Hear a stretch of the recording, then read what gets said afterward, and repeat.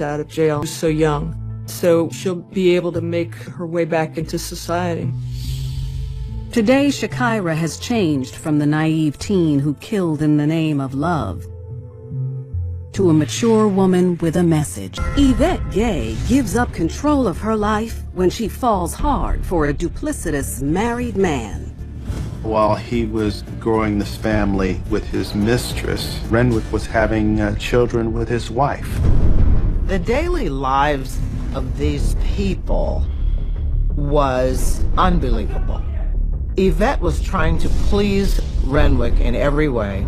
And when Renwick goes into a murderous rage, Yvette will do anything to keep the peace. He told Yvette to grab the guns and load up the car. She was willing to do pretty much whatever it took, even if it meant that some lives were going to be lost. Beautiful! And later, in the prairie state of Illinois, Vashon Mills rushes into a relationship with a charming hothead. This is a man who told her that if anybody ever got in between them, he would kill them. And when she tries to tame her man, Tired of you lying to me. Who are you talking to? Vashon finds herself pulled into a world of madness and mayhem. She knew they didn't get along, but she never thought he would take it this far. He dragged the body by the belt and started the fire. She would do basically anything for him, including cover up a grotesque and horrific crime. Why would you do that? Yvette Gay is born into a chaotic home life in rural Washington, North Carolina. Yvette didn't really grow up in a very nurturing, loving, and kind environment. Her father had health issues that he was dealing with. He wasn't able to work. She had a mother who was diagnosed as a paranoid schizophrenic. She spent some time helping care for the family at times. She was one of 6 children. There was no love in that home. Growing up in a very chaotic household certainly can cause a lot of psychological dysfunction, but one learns that they can survive by just going along to get along. Amid all the chaos and heartache of home, Yvette still has one person she can always count on, her twin sister, Doris. They both had learning disabilities, but Doris had more proficiency than Yvette. And that made her protective. And their bond was not as equals necessarily, but as Doris in the role of the protector. In spite of their learning curve, the duo takes life by the horns. Yvette and Doris finished high school and got jobs in a crab factory where she and her sister worked together, but they brought their paychecks home to the family. By the time she's 21, Yvette is tired of taking care of her family. She has her own womanly needs and wants a man to satisfy them. Come meet my friend Renwick. And just down the road is 22-year-old Renwick Gibbs, who sells candy bars out of his car. Despite his juvenile occupation, he's all man when it comes to attracting the attention of a woman. It was casual. She wasn't intending for that to go anywhere. And of course, Renwick and Yvette, they just took that to a whole nother level. Yes, if you don't mind, I can maybe show you something. Yeah, go ahead. So it's with this right here, right? Okay. Renwick is a newlywed. He's married to a woman named Anne. But he doesn't let things like his marital status get in the way of pursuing the young twin. Yvette knew that Renwick was married. It was just 2 weeks after Anne and Renwick got married that Yvette became involved with him. Oh, okay. Have it down. Yeah, that's it. Renwick turns on the charm with Yvette, and she's immediately drawn in. But to be honest with you, I just think you're just beautiful. Renwick was the first man that Yvette had ever known to pay attention to her. And this is seductive. This is very often mistaken as love. But within the first month of their relationship, Yvette's sunny skies turn to clouds when she realizes not only is she Renwick's new mistress, but his latest victim. Renwick threatened Yvette on a regular basis. He was physically abusive of her. He was an angry man. He was apt to always be a ticking time bomb. When you see someone that is as angry and controlling and manipulative as Renwick, it's quite possible that as a youngster, perhaps he was abused himself and therefore becomes a very abusive person. That's all he knows. Despite the abuse, Yvette chooses to stay with him. And in just a few short months, Renwick convinces her to move in together, in a house 5 minutes down the road from where she grew up. Almost immediately, Renwick takes complete control of Yvette's life.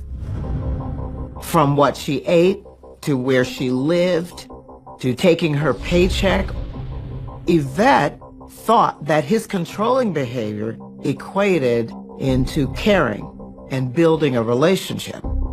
Yvette's twin sister, Doris, has never known a life without her. So she follows Yvette to her new home with Renwick. Renwick was physically, sexually involved with Yvette. Doris was in the house as a support to her twin sister, but we don't know whether Renwick was sexually involved with Doris. Meanwhile, Renwick still hasn't left his wife Anne and splits his time between the home he keeps with her and the one he shares with Yvette and Doris. Doris stayed just to take care of her sister, knowing that he was extremely dangerous. Renwick gets his money's worth out of his working women. Every penny they make goes right into his pockets. Yvette, Doris, and Anne brought their checks home to Renwick. I consider him a pimp because he took money from these women that he didn't earn. And he manages to keep all of them in fear of his violent temper. His wife, Anne, and Yvette, and Doris knew that if they did not do what he said, that somebody or something was going to happen and it was not going to be good. In the first year of their relationship, Yvette becomes pregnant with Renwick's baby. We're having a baby. And any hopes she might have had to get out are dashed. Yvette had a belief once she found out she was pregnant that she had to stay with Renwick in order for her child to be taken care of. She felt this was the card she was dealt. Meanwhile, Renwick is busy spreading his seed. Yvette isn't the only one having a baby. Within the first 2 years of the affair, his wife Anne is also having children. That increased the dependency. This compound of dysfunction continues to grow as Renwick is having children with Anne while he's having children with Yvette. And you expect me to come home? Huh? You expect me to come in? And Renwick's growing family does nothing to curb his violent streak. He was grossly abusive, and if he was mad at one woman, he would take it out on the other one. Yvette saw the dark side of Renwick, but she had not seen what was to come. In the battle for her man, Yvette will find a dark side of her own. The moment she got in bed with a married man, she gave up control of her life. Yvette decided that she would do whatever she had to do to be with this man. And she went down the darkest path possible to prove it.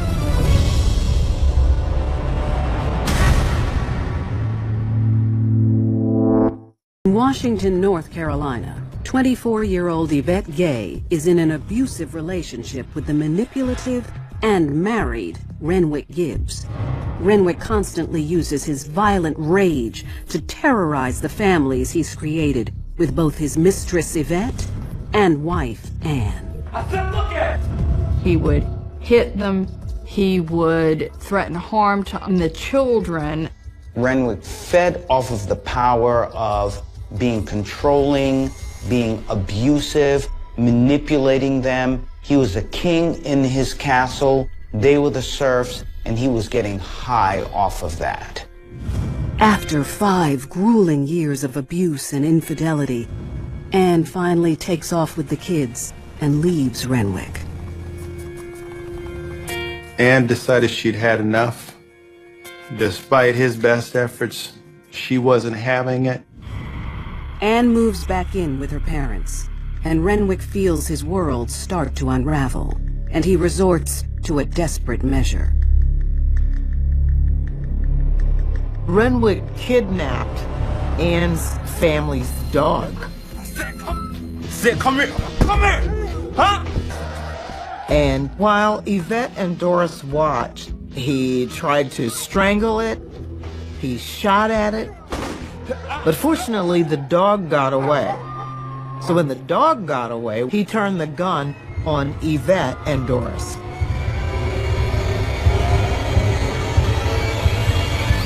Put the gun down, please. No, put the gun down. Yvette begged him to lower the gun. He did, but he always used these heartless scare tactics to keep her under control. Yvette and Doris are safe, for now, but Renwick's rage is still boiling. Later that night, he devises a new plan to make his wayward wife pay. And he commands Yvette and Doris help him. This is gonna happen. Are you ready to do this? No. Renwick told Yvette and Doris that he was going to kill Anne, and he told them that they were going to help him. Go get the bullets. Go get the bullets! Yvette and Doris stayed in this very abusive relationship with Renwick because he had control over them. He had power over them. And you? Yvette begs Renwick not to make her do it. I need you to buck up, okay? Yvette had a moment where she wanted to get out of this, but Renwick told her she had no choice. I want you to see firsthand what's gonna happen to someone who disobeys and disrespects me. Where those bullets at? Where those bullets? Come on, let's go. Nothing can stop Renwick from executing his murderous plan. Follow me. He told Yvette to grab the guns and load up the car. I don't want to go. Renwick and Yvette gear up to pay an early morning visit to Anne. I said, Doris is ordered to stay behind. stay right there. Yvette stashes the weapons in the car, and she and Renwick make the 10-minute drive through the dark roads of Washington, North Carolina, to Anne's family home. They parked on the side of the road, figuring that they would be able to use the darkness and the quietness to slowly work themselves through the grass and come up to the house without being seen.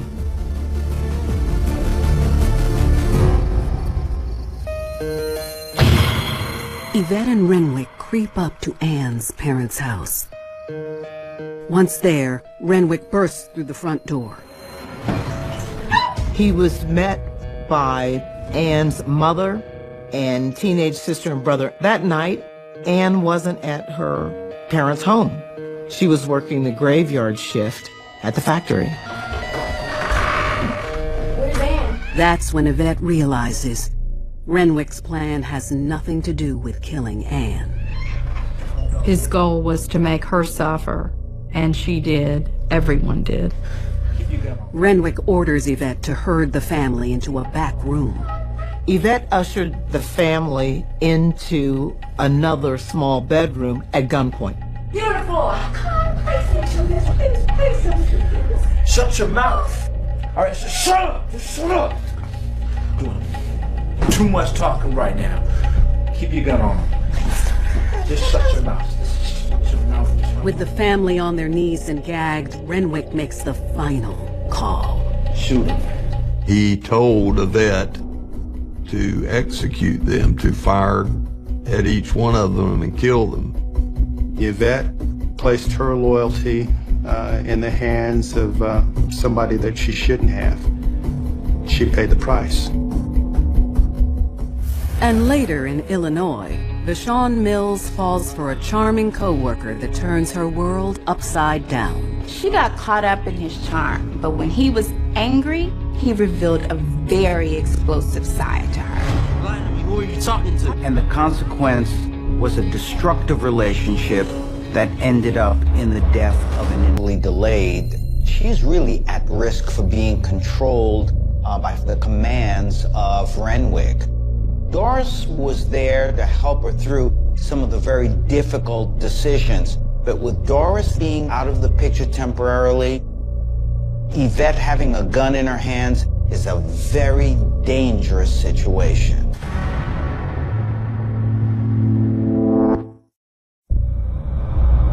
After 5 years of bouncing between wife Anne and mistress Yvette in Washington, North Carolina, Renwick Gibbs feels his tightly controlled world fall apart when Anne walks out on him. Determined to make her pay, Renwick takes her family hostage with the reluctant help of his other woman, Yvette Gay. Yvette had seen the dark side of Renwick, but she had not seen how low and how evil he would become. We're gonna shut you up right now. That's what we're gonna do. He had dominance and control on his mind. Why would you hurt us? Shut your mouth. The family begs Yvette and Renwick for mercy. Anne's mother asked him why, and Renwick said that he was tired of them coming in between he and Anne. He was tired of them having control in her life, and he said he couldn't take it anymore. With the family on their knees and gagged, Renwick is ready to take things to the next level. Shoot them. He orders Yvette to kill them all. Shoot them. Yvette followed Renwick's commands because she felt there was no other option for her. She was in fear for her life, but she also needed to support the father of her children. I want you to go ahead and shoot them. Shoot them. Right now. No! I can't shoot them. I can't. Shoot them right now! No! For the first time in her 5 years with Renwick, Yvette says no to him. She drew the line when it came to actually taking another human being's life. Give me the gun. Go back. Yvette's disobedience only fuels Renwick's resolve. Do it myself. He grabbed a rifle and pointed it at each one of the victims at point-blank range. Yvette was standing in the hallway, and she saw them get executed one by one. Yvette was in shock and disbelief that Renwick could actually pull the trigger and kill someone in cold blood. With the revenge plot now finished, Renwick and Yvette leave without looking back. In the end, the mission was accomplished. Yvette wasn't punished, she was able to assert herself, and she still had her man. A few hours later, Anne's father comes home to the brutal scene. Anne is notified at work about the murder of her mother, sister, and brother. She knows there's only one person callous and cruel enough to destroy her world. Her husband, Renwick Gibbs. Anne had a very long history with Renwick. This was the master abuser. So in knowing his pattern and how horrendous he could be, she knew that there was a connection here, that there was a reason that he may have been the person to do this to her family. Despite years of loyalty to Renwick, when police arrive at the twins' home 2 days later, they surprisingly turn him in and tell police everything. Yvette and Doris, at the end of the day, knew what Renwick did was wrong. They didn't want this on their conscience. They didn't want to be associated with this. They didn't want to be accomplices to these horrific murders. So in their minds and their hearts, they had no choice but to turn Renwick in to the authorities. It's game over for Renwick, as he and the twins are escorted from the house in cuffs. Yvette Gay is convicted of first-degree murder, 1 count of conspiracy to commit murder, and burglary. 3 months later, Renwick Gibbs meets the same fate. They are both sentenced to death. I think most people would empathize with Yvette. This is a woman who had been a victim of domestic violence under Renwick for a very, very long time. She had her coming home to Jesus moment and realized that it was time to turn her life around. Yvette has lost her freedom, but in some ways she gained it. And Yvette's twin sister, Doris Gay, is given 10 years for her involvement as a co-conspirator. According to her lawyers, Yvette is still traumatized by her part in the brutal killings and regrets her actions. Yvette did seem remorseful. She hated that she was involved in something that took this family's life. She was just doing what she was told to do. There are a lot of people who find themselves in these situations for various reasons, and the dominance, the domestic violence that can go on in many different ways is a real horror. For Yvette, seeing that the man that she loves is capable of perpetrating such a heinous crime broke that spell of love that she had for him. In the end, Yvette sacrificed her life to please her man.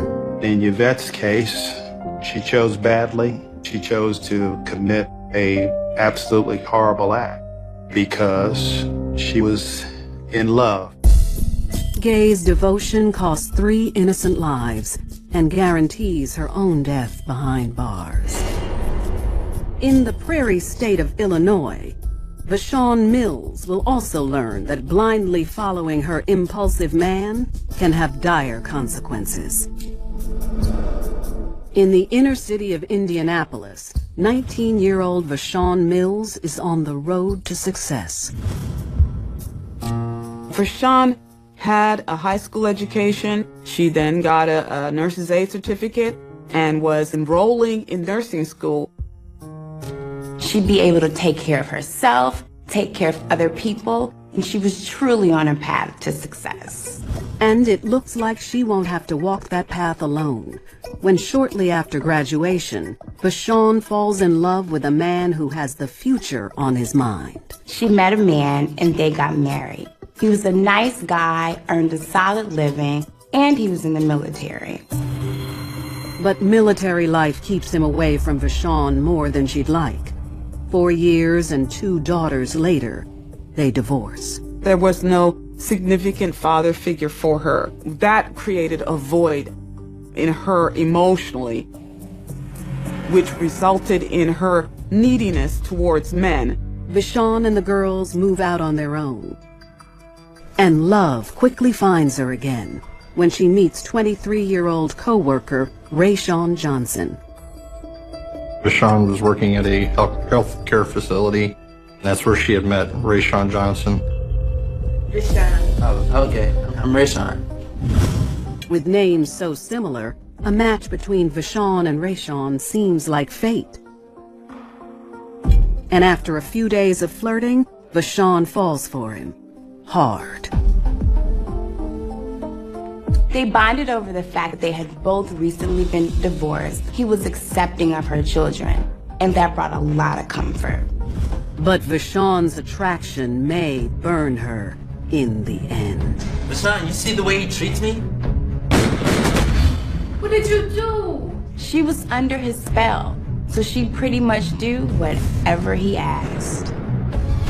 It was a crime of passion. It was one panicked act after another, resulting in a very messy crime.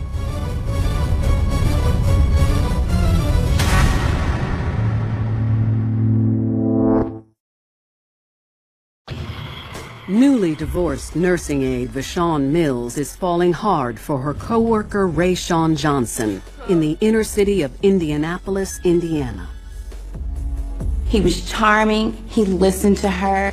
Sparks were flying, and Vashon was definitely getting pulled in.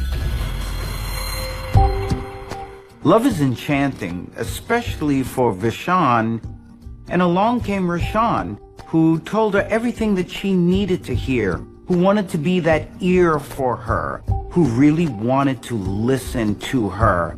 The two nursing aides get serious quick, and it isn't long before Rayshawn is visiting Vashon's apartment on a daily basis. Rayshawn met Vashon's two girls and quickly incorporated them into his life. Oh, Vashon, thank you. Rayshawn spends any time and money he has trying to win over Vashon and the girls. But 3 weeks into the relationship, their fresh love is already starting to rot when Rayshawn's jealous side takes over. He did not allow her to talk to any male friends. He kept her away from them. He became increasingly more possessive and controlling of Vashon. Vashon may have thought that what Rashawn was doing was just trying to protect her, try to protect the relationship, but the reality was that Rayshawn was beginning to isolate her. Who were you talking to? I was talking to my friend. Let me see your phone. And Rayshawn's jealousy goes to the extreme, pulling Vashon and the girls completely into his world. I'm tired of you lying to me. Who are you talking to? I'm not lying. Who are you talking to? He made it absolutely clear to her that he didn't want anybody to come between them. He told Vashon that if anybody ever tried to come between them, he would kill them. I'm sorry. I'm tired of you. Ignoring the warning signs of Rayshawn's irrational behavior, Vashon not only stays with him, she upends her world to be in his life. About 6 months into their relationship, Rayshawn invited Vashon to move in with him and his mother, which was in Bloomington, about 3 hours away from her family. Vashon doesn't give the disruption a second thought. She was moving away from her job. She was moving away from her support system, which was her family, and she now had to enroll her kids in different schools. She'd be completely under the care and control of Rayshawn and his mother. The living conditions in Rayshawn's mother's housing project apartment are cramped, but Vashon sucks it up until the two can get on their feet. Rayshawn immediately finds work at a customer service company, and Vashon looks for a job so she can re-enroll in nursing school. But things are about to change. One night, Rayshawn and Vashon went to bingo night, and when they got there, Vashon noticed an elderly man at the bingo game.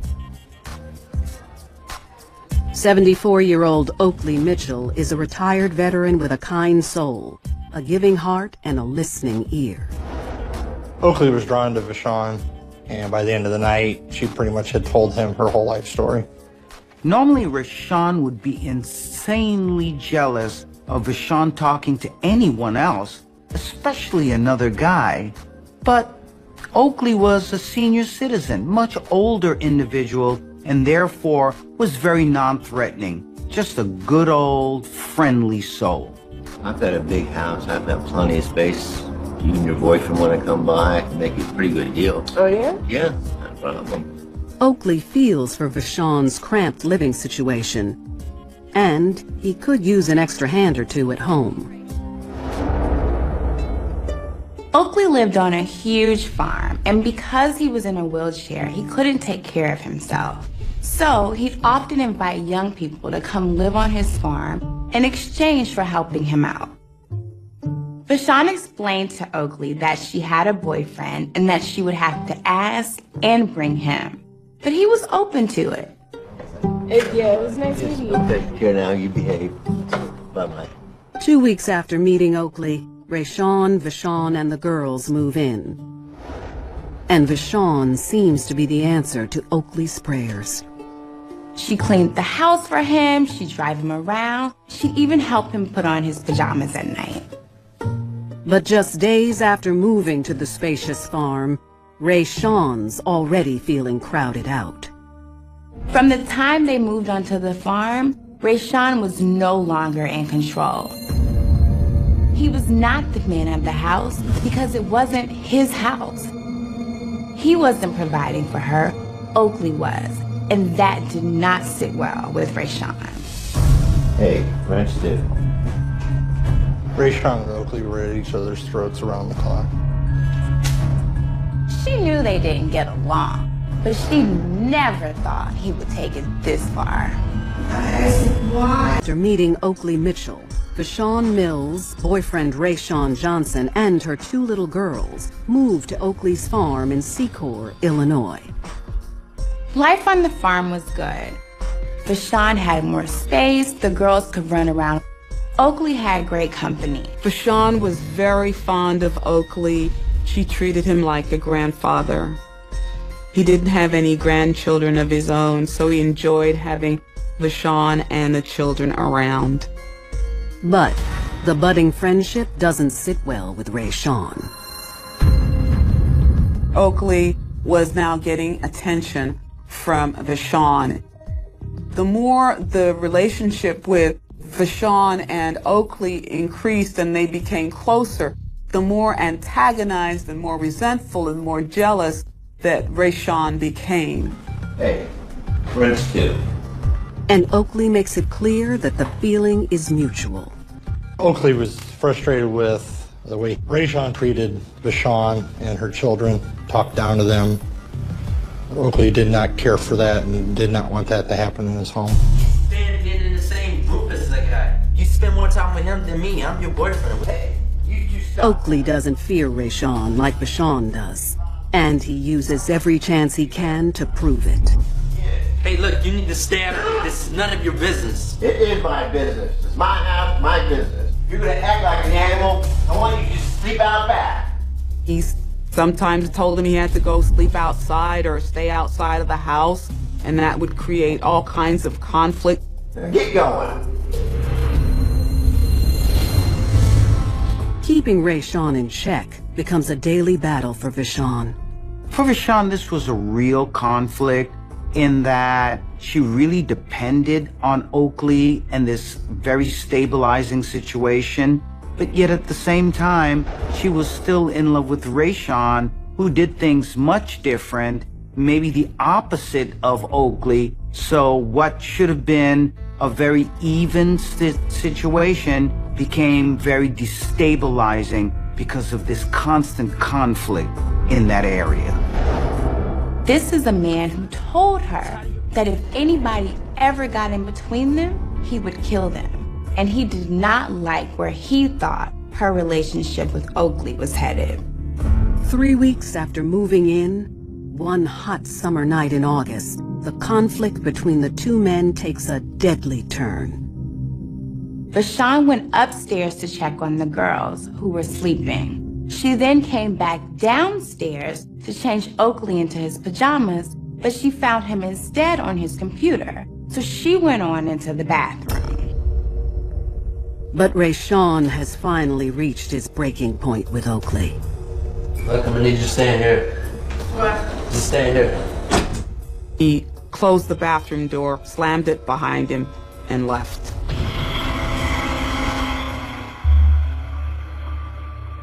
There is an eerie silence. And then 5 gunshots ring out. Vashon later exited the bathroom and saw Rayshawn in the hallway pacing back and forth with a handgun. She's seen and known that he carried that gun, but she'd never seen him use it. In Oakley's bedroom, Vashon makes a grisly discovery. She discovered Oakley slumped over his computer, and he had been shot. Oakley is dead, and Vashon is in a state of shock. She knew they didn't get along, but she never thought he would take it this far. She ran upstairs to check on the girls, and at some point, Rayshawn snapped out of his daze and started yelling for her to come back downstairs. Vashon does as she's told. When Vashon got back downstairs, Rayshawn wanted her to help him clean up the scene. She was faced with the decision to either turn him in or help him cover it up.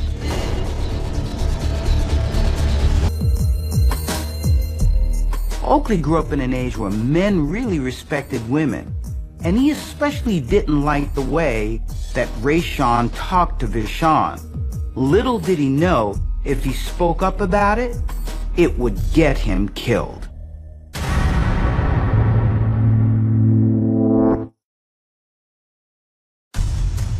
After stewing for weeks, Vashon Mills' boyfriend, Rayshawn Johnson, kills their elderly landlord, Oakley Mitchell, in a jealous rage.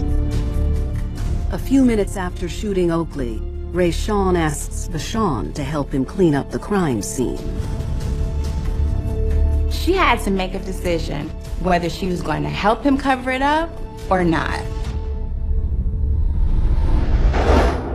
The choice Vashon makes is to stand by the man she loves. She immediately began picking up shell casings. As night turns to day, Rayshawn sets a large fire to dispose of the body. He dragged the body by the belt and placed it on the burn pile. But before he got to the burn pile, he pulled Oakley's wallet out of Oakley's pocket and gave it to Vashon. That old saying, no good deed goes unpunished, is really true here. Because here you have Oakley, who just wanted to really help these people out. He didn't have to extend his home, but he did it. And so what does he get in return? He gets murdered. With the fire still burning, the couple flees the farm. They grabbed the kids and went to Bloomington to check into a hotel. Upon getting to Bloomington, they stopped at an ATM, withdrew $400 from Oakley's account. Vashon is really torn here, because on the one hand, she's really afraid that she might get caught up in this murder with her boyfriend. But on the other hand, she might have to turn against him and let him take the fall by himself. He had been there for her in her mind, and she felt that she had to be there for him till the bitter end. The next morning, Vashon and Rayshawn returned to the farm to check on the damage. They discovered that Oakley's body was only partially consumed.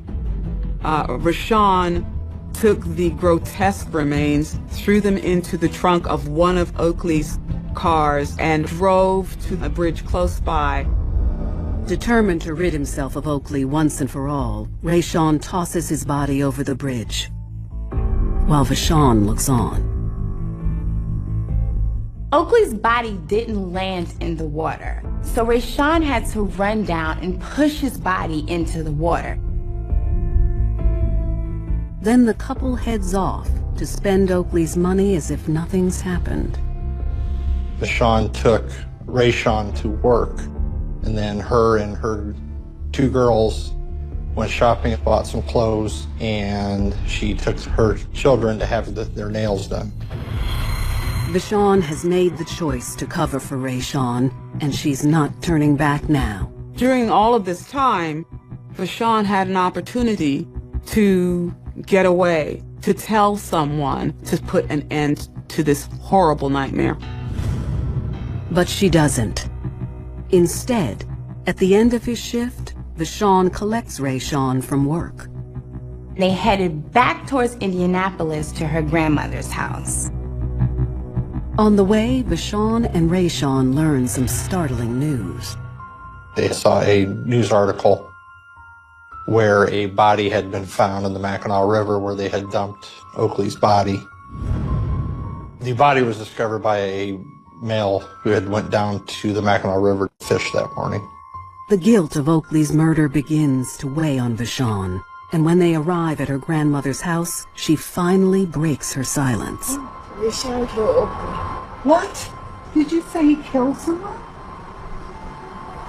Vashon told her grandmother everything. The grandmother then asked, What do you mean you had to do it? I had to, Grandma. He was disrespecting us, trying to come between us.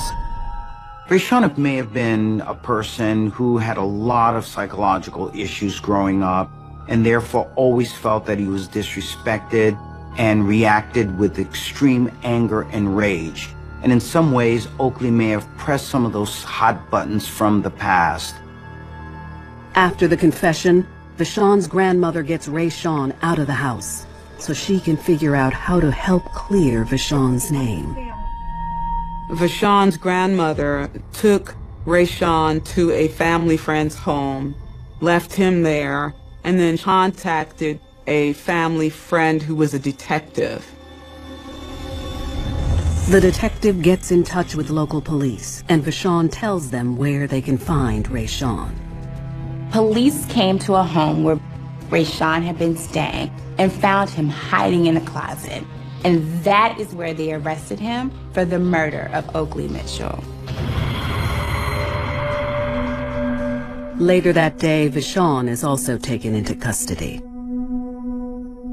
Vashon pinned the entire murder on Rayshon. The whole time he had the gun, I was just scared. I was scared of it. I said, Ray, I asked him, why would you do that? That man was a good man. That man was a good man. But Rayshon also plays the blame game. She told me that he tried to make her. Okay, who told you that? Shut up. Okay. He said that Vashon requested that he kill Oakley because Oakley had made unwanted sexual advances towards her, and that he only complied out of love for Vashon. Rather than taking their chances in front of a jury, both Vashon and Rayshon make deals with prosecutors. Rayshon pled guilty to first-degree murder and was sentenced to 50 years in prison.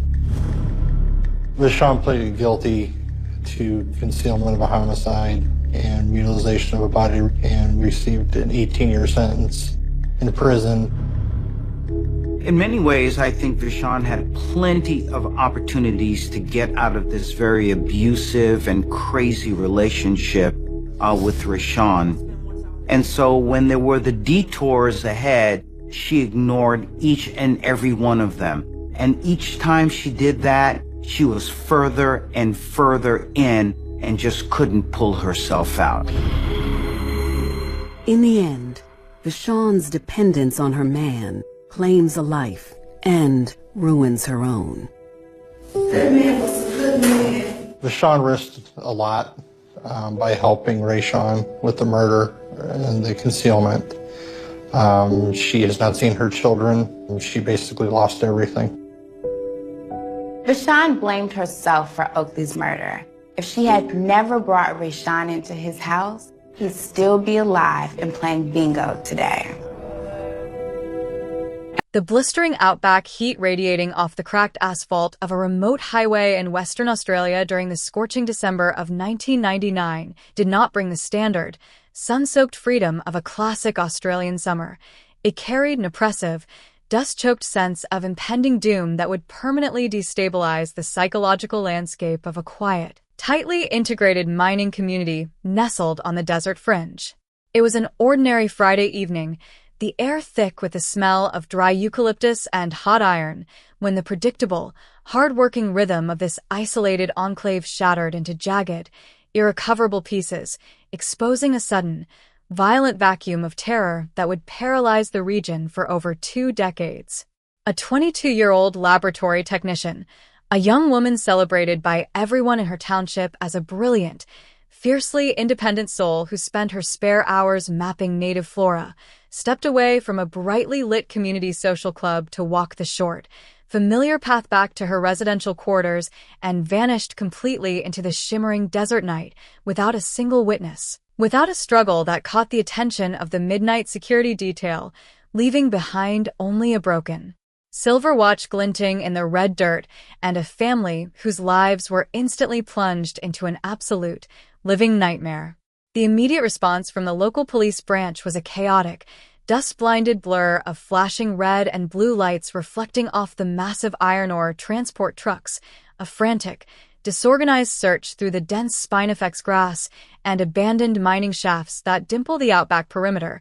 But as the hours quickly bled into agonizing days, a crushing realization settled into the bones of the tiny precinct that they were dealing with an extraordinarily calculating, invisible predator who knew exactly how to use the vast emptiness of the continent to swallow his crimes. This was the dark, unholy genesis of an absolute cold case, a sudden and clean abduction that mocked the uniform and the badge, initiating a multi-generational curse that passed from retiring detectives to wide-eyed rookies who had not even been born when the first frantic radio transmission pierced the hot night air. You can still feel the static, heavy pressure of that December night if you walk past the old recreation hall after the desert wind begins to howl, an invisible, suffocating presence that whispers that the true monster walked the very same red gravel paths, completely undetected, while the town kept spinning blindly forward through the mining booms and economic shifts. The missing person posters eventually faded, bleached into white ghosts under the relentless, unforgiving Australian sun, turning into brittle paper scraps on corrugated iron fences, but the absolute silence she left behind grew louder every single year, a deafening hum of dread that transformed a peaceful town into a permanent psychological crime scene where every greeting felt guarded, every backyard tool seemed weaponized, and every neighbor's familiar smile hid a dark, unpunished truth. The crime scene itself offered nothing but a masterclass in forensic frustration, a clinical void that left the original Outback investigators staring at the shifting red sand in utter disbelief and helpless, sweating anger. There were no bloodstains on the hard-baked earth, no clear boot prints that could be successfully cast in plaster before the wind distorted them, and no signs of a violent struggle that could provide a definitive narrative of the final confrontation. The entire perimeter possessed a haunting, sterile emptiness that suggested the attacker had weaponized the local environment, perhaps using a vehicle to instantly overwhelm the victim and vanish before the dust could even settle. A comprehensive grid search of the surrounding scrubland and ancient geological fault lines yielded only fragmented, frustrating dead ends, a single set of wide tire tracks on a dirt turnout that a sudden, unseasonal outback thunderstorm had already partially washed into red mud, a discarded canvas tarp near an old exploration lease that was too degraded by UV radiation for latent print development, and a series of highly contradictory statements from local shift workers who claimed to have heard a low, rumbling V8 engine at 1 a.m., but couldn't agree on whether the vehicle was traveling toward the coast or deeper into the unmapped interior. The community instantly retreated behind newly installed deadbolts and heavy security mesh doors, their eyes filled with a defensive, paranoid suspicion as they watched television news crews from Perth descend like crows upon their private grief, turning their sudden tragedy into a sensationalized, nationwide headline that screamed of a phantom highway killer lurking in the vast spaces of the West. This was a mystery sealed tight from its very inception, a cold case born from the total absence of physical clues and the paralyzing fear that locked the tongues of anyone who might have seen a rogue headlight moving through the midnight brush. As the months froze into a bitter, dry desert winter, the initial surge of tips dried up entirely.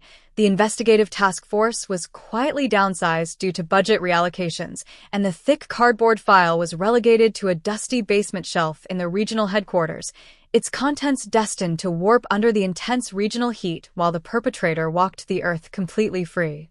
The early days of the investigation were defined by a manual, grueling grind that relied on primitive methodologies that were utterly incapable of piercing the veil of absolute anonymity that the killer had wrapped around his crime. Detectives spent months typing up index cards, cross-referencing handwritten logs of known offenders, transient contract miners, and interstate truck drivers who had been logged passing through the highway checkpoint on the night of the disappearance. They conducted hundreds of high-pressure interviews, pushing suspect after suspect until their alibis were worn thin, yet every single promising lead eventually disintegrated into a dead end, leaving the department with nothing but a collection of shattered theories and broken promises. There was a persistent, whispering theory within the bullpen that the predator was not a drifter passing through from the northern ports, but a local resident who knew the specific patrol schedules of the two-man station, someone who understood exactly which stretches of the highway were entirely unmonitored by civilian eyes or security cameras.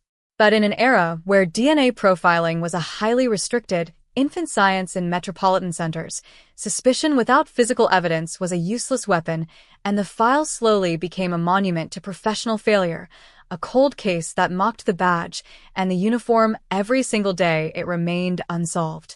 The victim's family was left to navigate a desert of silent grief, their lives permanently fractured by the unknown, forced to live in a town where the monster who had stolen their daughter was likely buying fuel at the same roadhouse or sitting next to them at a local sports matches. As the decades began to blend into one another with a slow, agonizing passage of time, the 1999 case transitioned from an active investigation into a piece of dark local folklore, a cautionary tale that parents used to keep their teenage daughters from walking along the isolated highway turnouts after sunset. The original detectives who had stood in that choking dust retired one by one, handing over their notes to a new generation of investigators who looked at the yellowing pages with a sense of historical detachment, viewing the crime as a relic of a bygone era that could never be resolved. The landscape of the region underwent a dramatic, multi-billion-dollar mining expansion. The quiet desert tracts were paved over with massive private haul roads, modern processing plants rose where the open fields had once been, and the generation that remembered the visceral terror of 1999 began to fade into the local cemeteries, taking their personal suspicions into the earth with them. Yet, the perpetrator remained a living, breathing entity within the grand design of the state, a cold-blooded architect of destruction who had successfully mastered the art of complete social assimilation, watching the world transition into the smartphone age while remaining entirely invisible to the radar of modern law enforcement. It was a terrifying masterpiece of evasion, a silent pact between a predator and the calendar that suggested some horrors are simply too clean for human justice to correct, leaving the concept of ultimate accountability looking like a hollow fairy tale told to comfort the brokenhearted. The absolute stagnation of the investigation was suddenly shattered 27 years later, in the winter of 2026, when a state archival reorganization project in an old facility outside Fremantle led to the discovery of a mislabeled cardboard box that had been entirely forgotten by the modern digital indexing systems.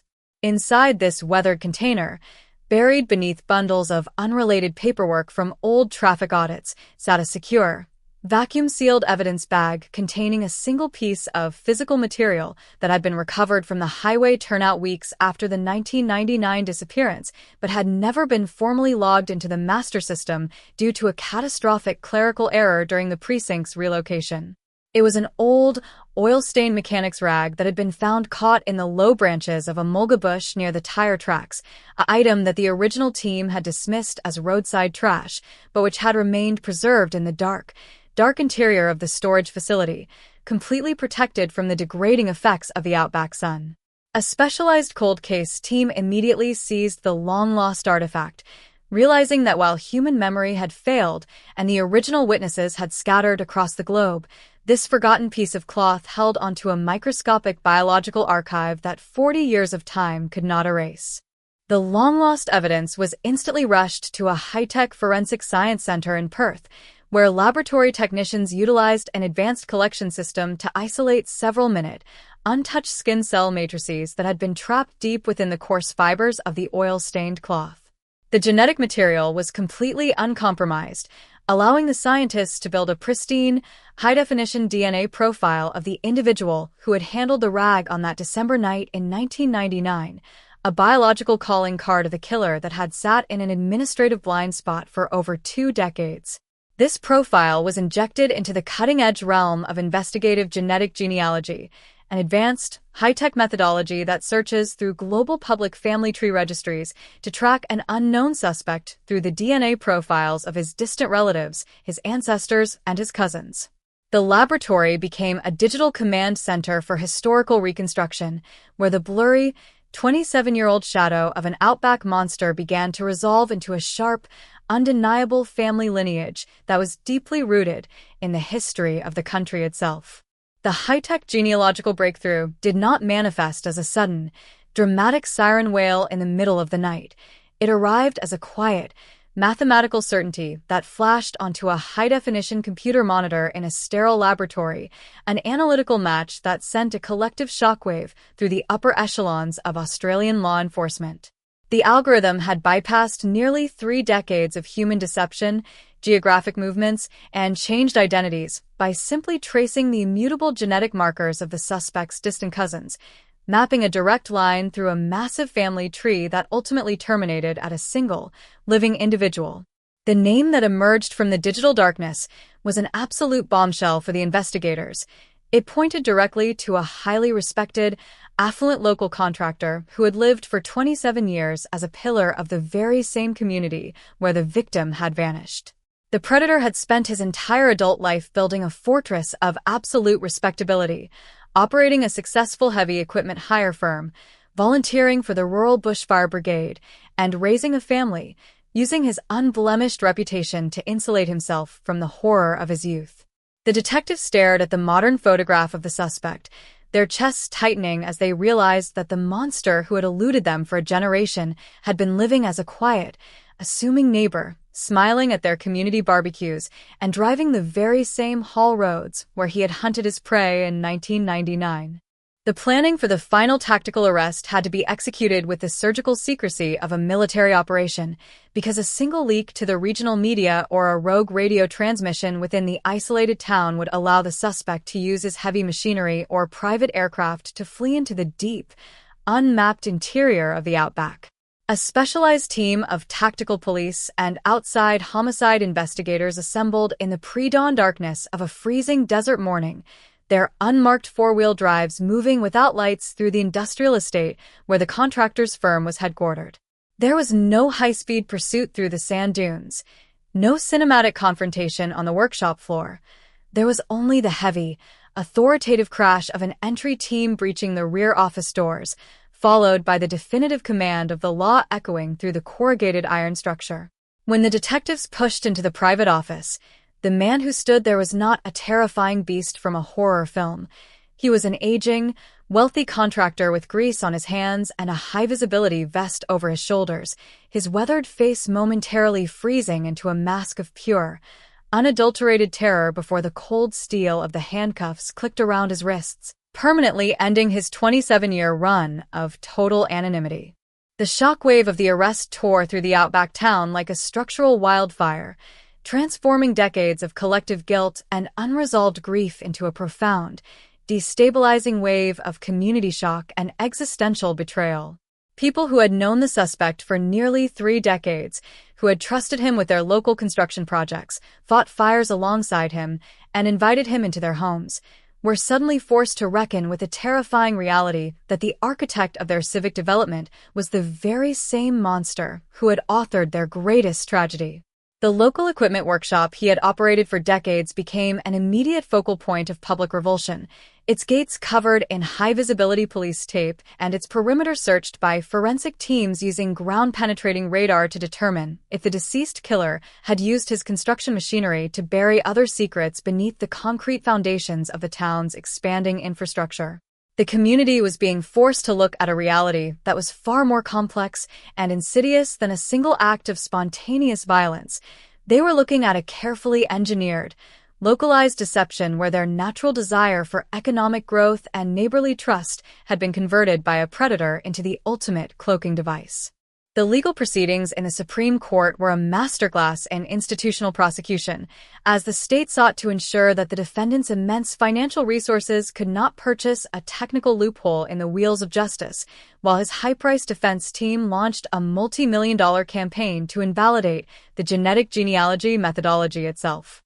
The courtroom was a pressure cooker of raw, volatile emotion every single day, packed to absolute capacity with the victim's surviving relatives, current mining executives who had partnered with the defendant, and ordinary citizens who needed to see the illusion of his local invincibility finally shattered by a modern jury. The prosecution presented their case with a devastating, unemotional precision, weaving the long-lost mechanics rag together with the absolute, unassailable certainty of modern genetic profiling until the defense's arguments about cross-contamination felt like desperate whispers against a thunderstorm. When the wealthy contractor was forced to stand to receive the verdict, his frame shook violently beneath his expensive suit as the word "guilty" echoed through the vaulted chambers, followed immediately by a sentence of life in prison, without the slightest possibility of parole. The sirens have long since faded from the scenic desert highways of Western Australia, and the television news trucks have packed up their gear to chase newer, fresher horrors in other zip codes. But the silence that has settled over the outback community is not the peaceful quiet of a mystery solved. It is the hollow, haunted stillness of a town that has discovered its history was built on a magnificent, terrifying lie. The 1999 cold case is technically finished, the digital ledger in the state's judicial database marked with a final seal of completion, but the psychological trauma left behind by the predator's dual existence has become a permanent, structural element of the local landscape. You can see it in the way the current residents pass the old roadhouse in hushed, guarded silence, the way the local police officers avoid looking at the historical division photos on the wall, and the way the elderly neighbors still lock their doors early whenever the desert wind begins to howl off the salt flats. The high-tech resolution did not bring back the bright young technician who was erased from the world on that hot December night, nor did it undo the decades of silent terror that reshaped the character of an entire generation. It merely proved that justice is a patient, unpredictable hunter that will always, inevitably, pull the truth out of the dark, moving forward with a mechanical certainty that will eventually drag every historical horror into the blinding light of day. The cold finality of that maximum security sentence did not dissolve into the dry desert air of Western Australia. Instead, it transformed into an oppressive, historical weight that forced the entire state to look back at the decades where an apex predator had dictated the terms of his own absolute immunity. The plastic evidence bins and digitized microfilms that had sat in the climate-controlled vaults of the regional headquarters were no longer dead storage. They were now a glaring monument to a systemic blindness that had allowed a local heavy equipment mogul to write the narrative of his own survival. Detectives who had inherited the 1999 case file in the mid-2000s, only to pass it along to the next generation with a shrug of defeated resignation, were suddenly called back from their retirements, forced to answer for the gaping holes in the initial canvas, the tips that were mysteriously dropped, and the subtle, unspoken social deference that had kept the eyes of law enforcement fixed firmly on the transient drifters while the true monster was purchasing the very land beneath their precinct. It became instantly clear that the total lack of forced entry in that residential quarter was not a stroke of criminal luck, but the calculated work of a man who belonged to the city's construction elite, an insider who could walk up a path in broad daylight without raising a single alarm because his face was synonymous with local development and trust. The state's post-conviction task force quickly expanded its focus beyond the specific parameters of that hot December night, launching a comprehensive, digital audit of the contractor's entire financial and personal history during the late 1990s and early 2000s. Investigators began digging through ancient corporate tax records, structural blueprints of his early earth-moving projects, and the private lease logs of the local mining exploration zones where his heavy machinery had been deployed.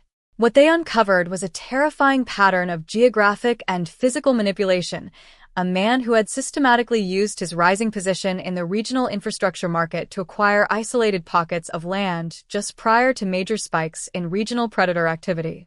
The documents revealed that every time a suspicious prowler report or an unresolved assault occurred along the outback highways, the contractor's corporate entities had purchased the adjacent exploration leases through a complex network of shell corporations, immediately erecting heavy steel gates and designating the territory as private industrial zones. This wasn't a businessman expanding his portfolio. It was an apex predator engineering his own private hunting corridors, altering the physical geography of the region to ensure that his late-night movements would remain shielded from the sight of passing police cruisers and road trains.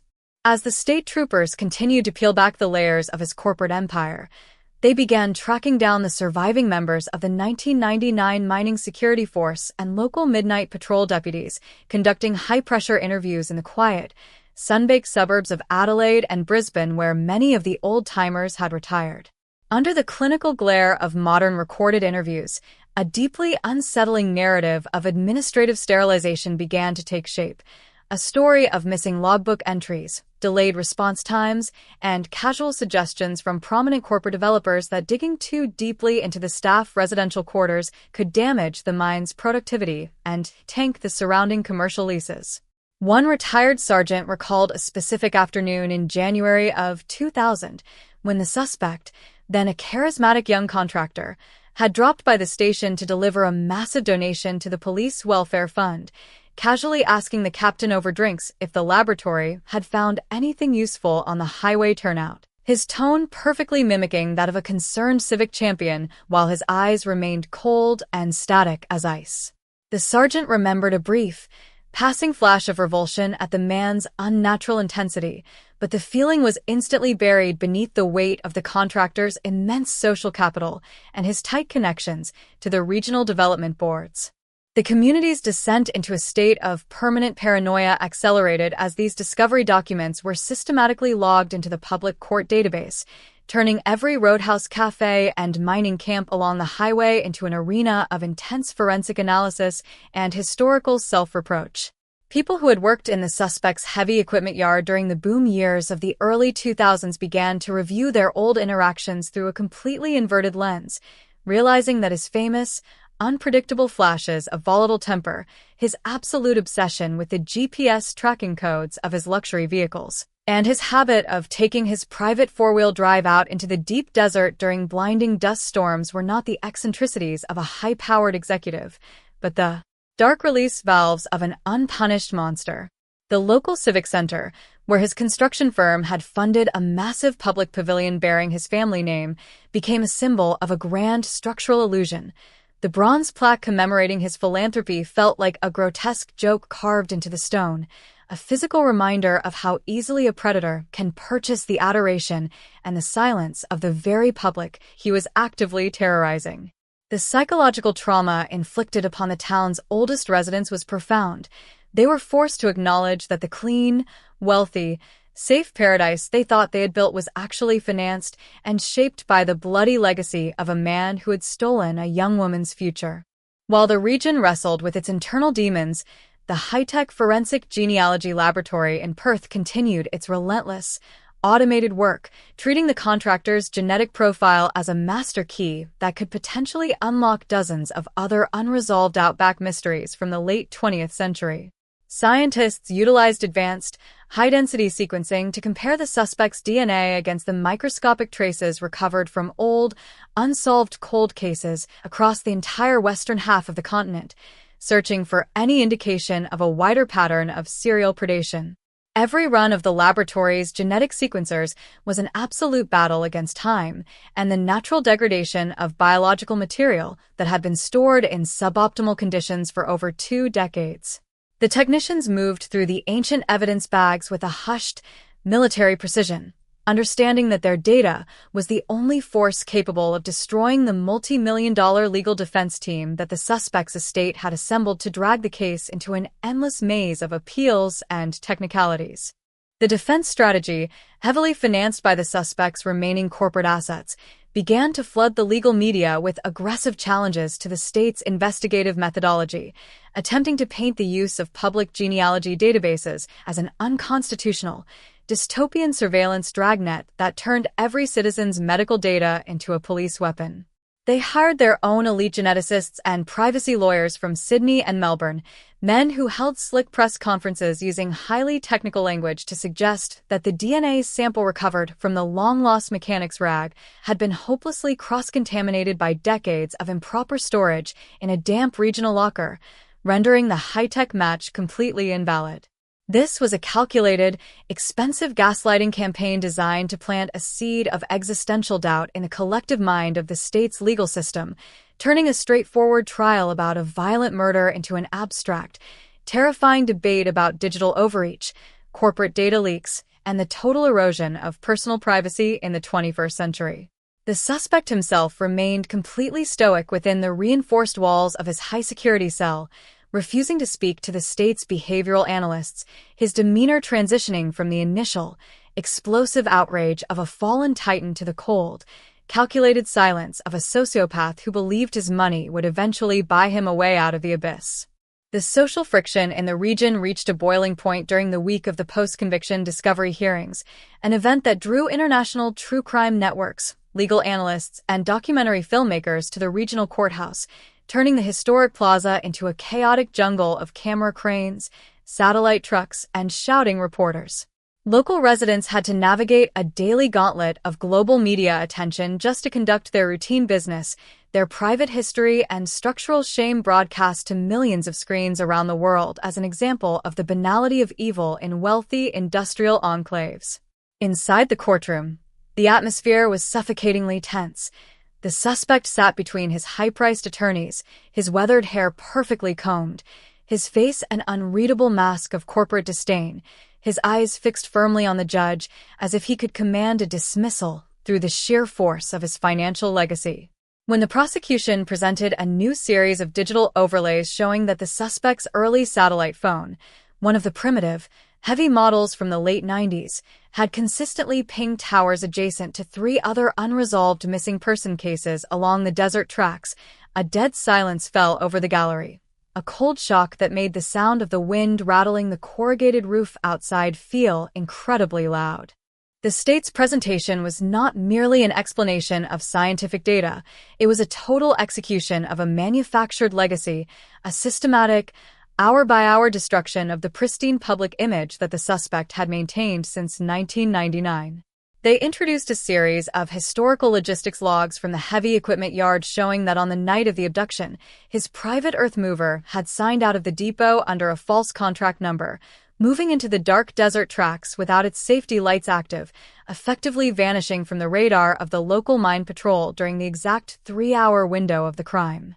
They produced ancient personal banking records showing a sudden, unpublicized transfer of large sums of cash to a private bank account in Singapore just 48 hours after the search for the technician was officially launched by the sheriff's office. The accumulation of these minute, historical details, when illuminated by the undeniable accuracy of the high-tech genetic match, transformed his entire 27-year career into a grotesque piece of performance art, a multi-million-dollar theater piece designed to keep the world from looking at the blood on his hands.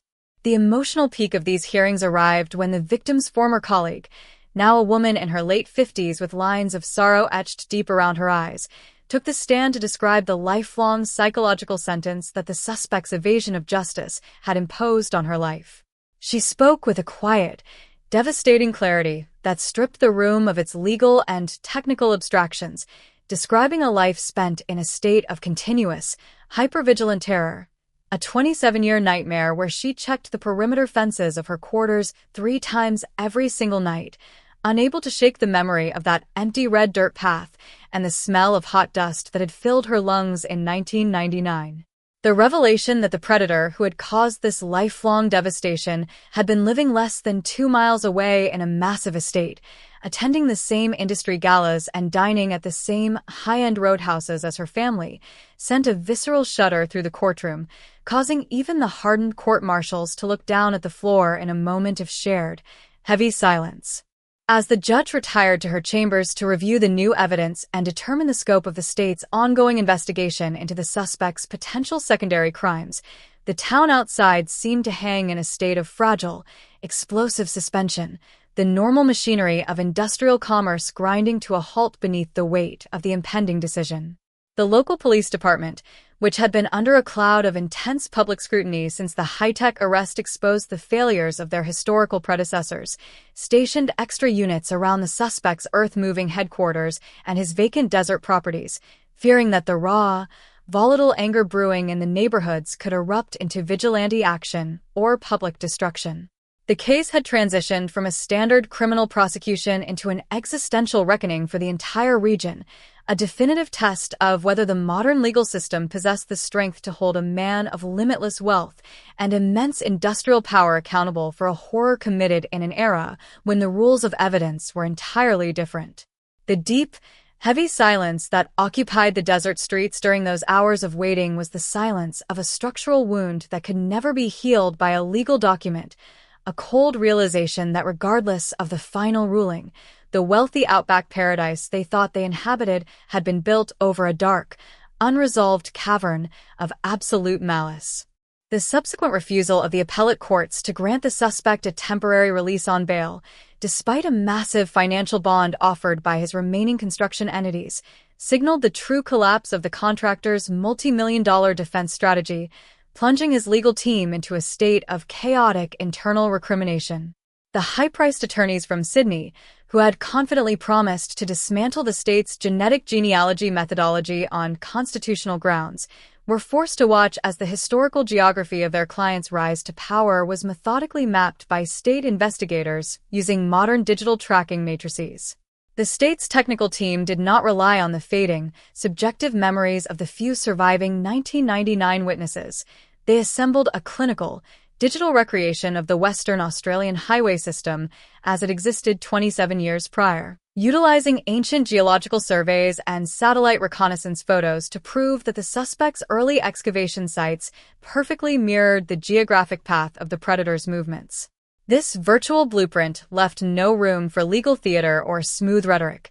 It demonstrated with mathematical precision that the contractor had systematically used his early access to vacant, half-cleared mining leases to orchestrate his late-night hunts, using his professional keys and heavy vehicle clearances to turn the expanding desert fringes into his private, unmonitored stalking grounds.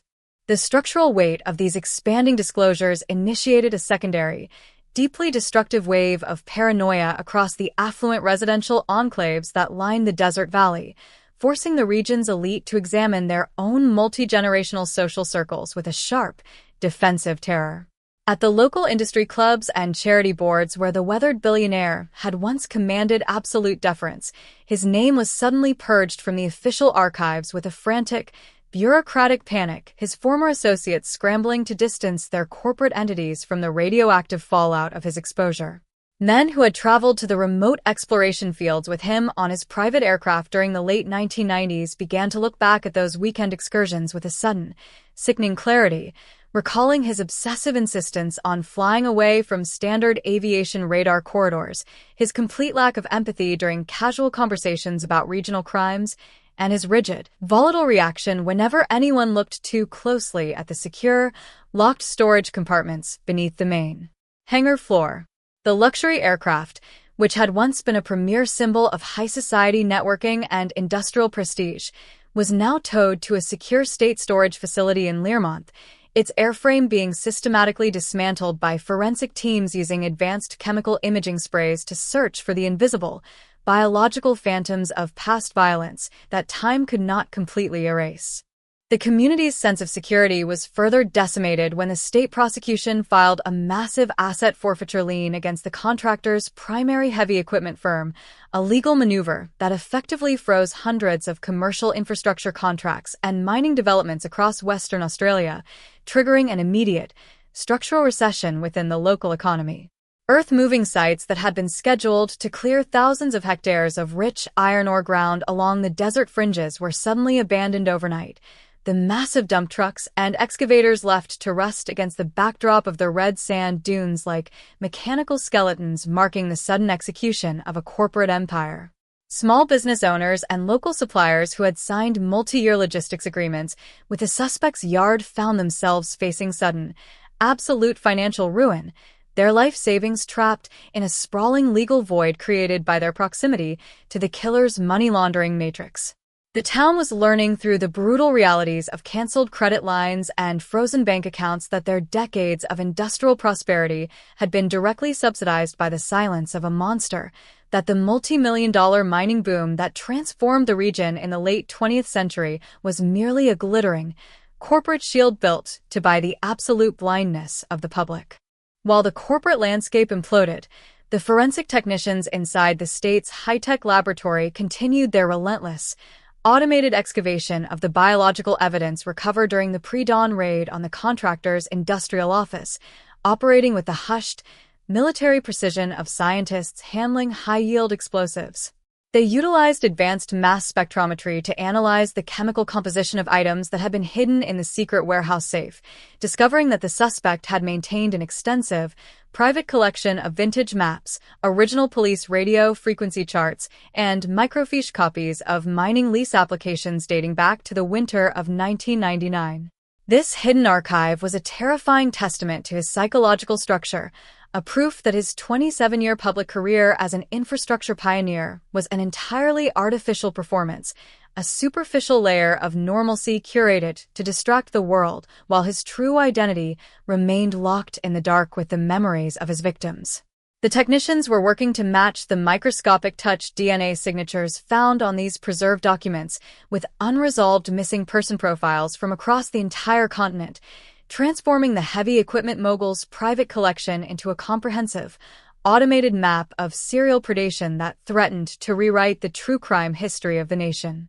The defense team, recognizing that the clinical accuracy of the genetic genealogy match had rendered their traditional arguments about environmental cross-contamination completely obsolete, shifted their public relations campaign to a desperate assault on the physical health of their own client, suggesting that the 74-year-old contractor was suffering from advanced cardiovascular decline that made it impossible for him to survive the stress of a full trial.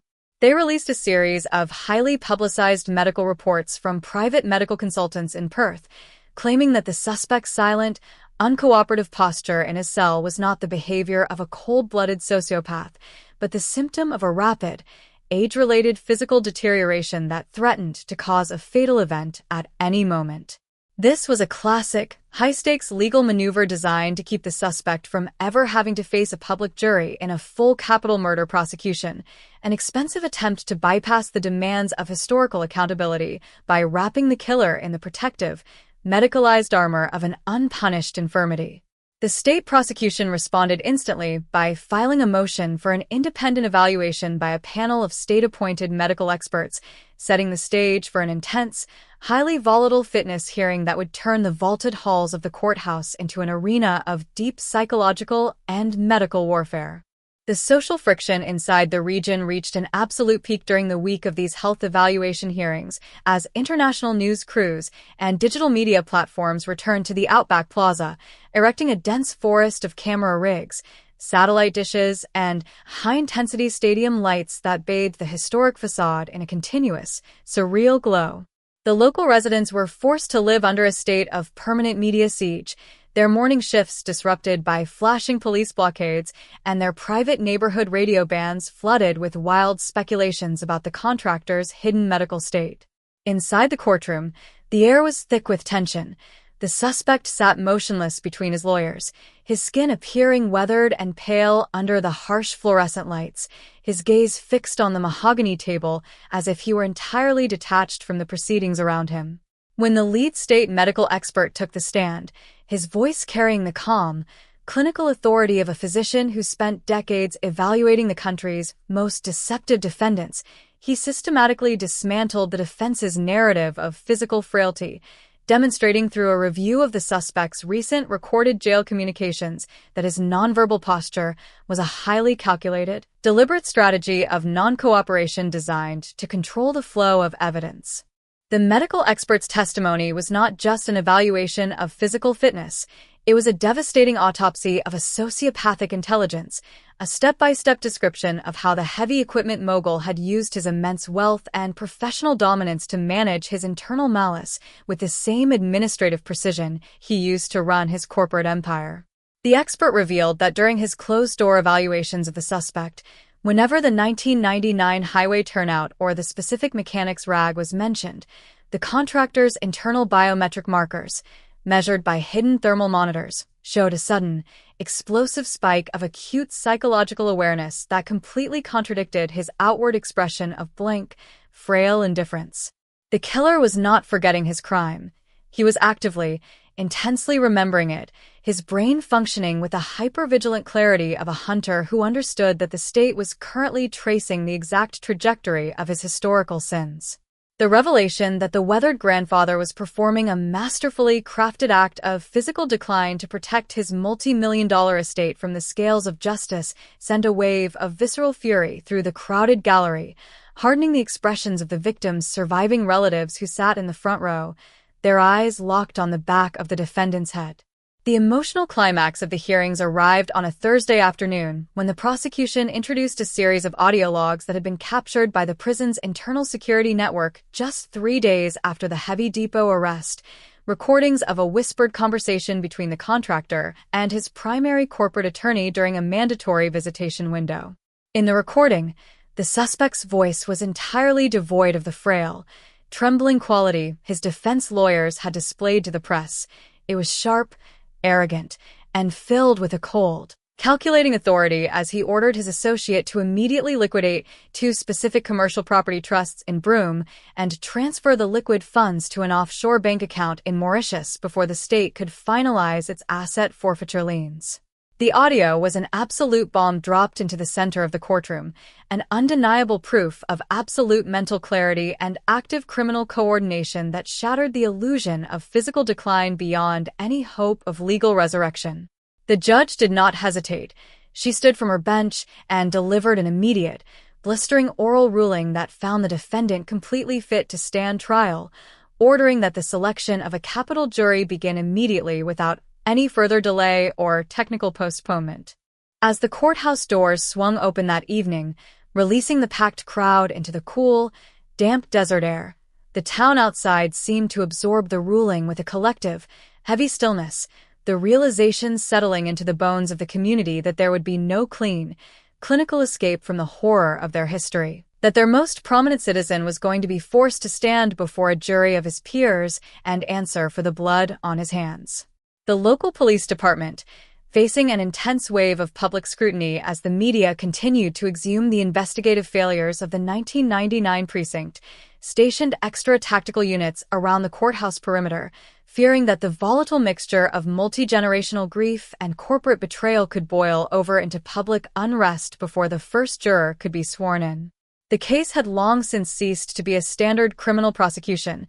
It had become an existential trial for the character of Western Australia's industrial heartland, a question of whether the unassailable power of modern forensic science could successfully break through the ultimate fortress of elite privilege and corporate wealth to deliver a long overdue debt to a young woman who had been erased from the world 27 years prior.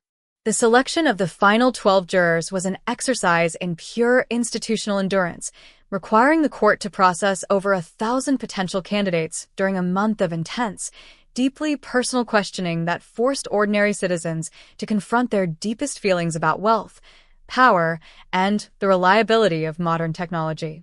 Data analysts from both sides spent hours auditing the digital histories, employment logs, and family lineages of every person who entered the box, looking for any hidden connection to the suspect's construction network or the historical trauma of the 1999 disappearance. The final panel was a diverse cross-section of the Desert Valley: teachers, mechanics, mine operators, and pastoral station workers, people who carried the traditional values of the region but who were now tasked with judging the absolute betrayal of those very ideals by one of their own community leaders. As the date for the formal opening statements approached, the atmosphere on Main Street grew increasingly charged, a silent, demanding hunger for a resolution that could finally clear the air of the toxic secrets that had poisoned their outback paradise for over 2 decades. When the lead state prosecutor finally stood to address the jury on an unseasonably cold Monday morning, the room fell into a silence so absolute that the sound of the wind rattling the heavy exterior shutters could be felt through the historic floorboards of the building. He didn't begin his presentation with complex charts or genetic algorithms. He began by placing a large, framed photograph of the victim from 1999 on a wooden easel directly in front of the defense table, forcing the weathered contractor to look into the eyes of the 22-year-old laboratory technician whose future he had stolen on that dark desert road 27 years prior.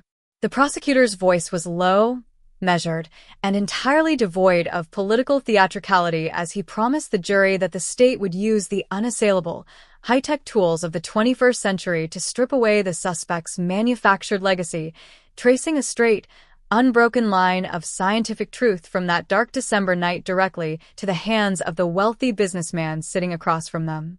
The trial of the century was finally underway, and as the first forensic exhibits were projected onto the screen, the town realized that the ghost of 1999 had finally broken out of its administrative tomb, dragging its killer behind it into the blinding, unforgiving light of absolute justice.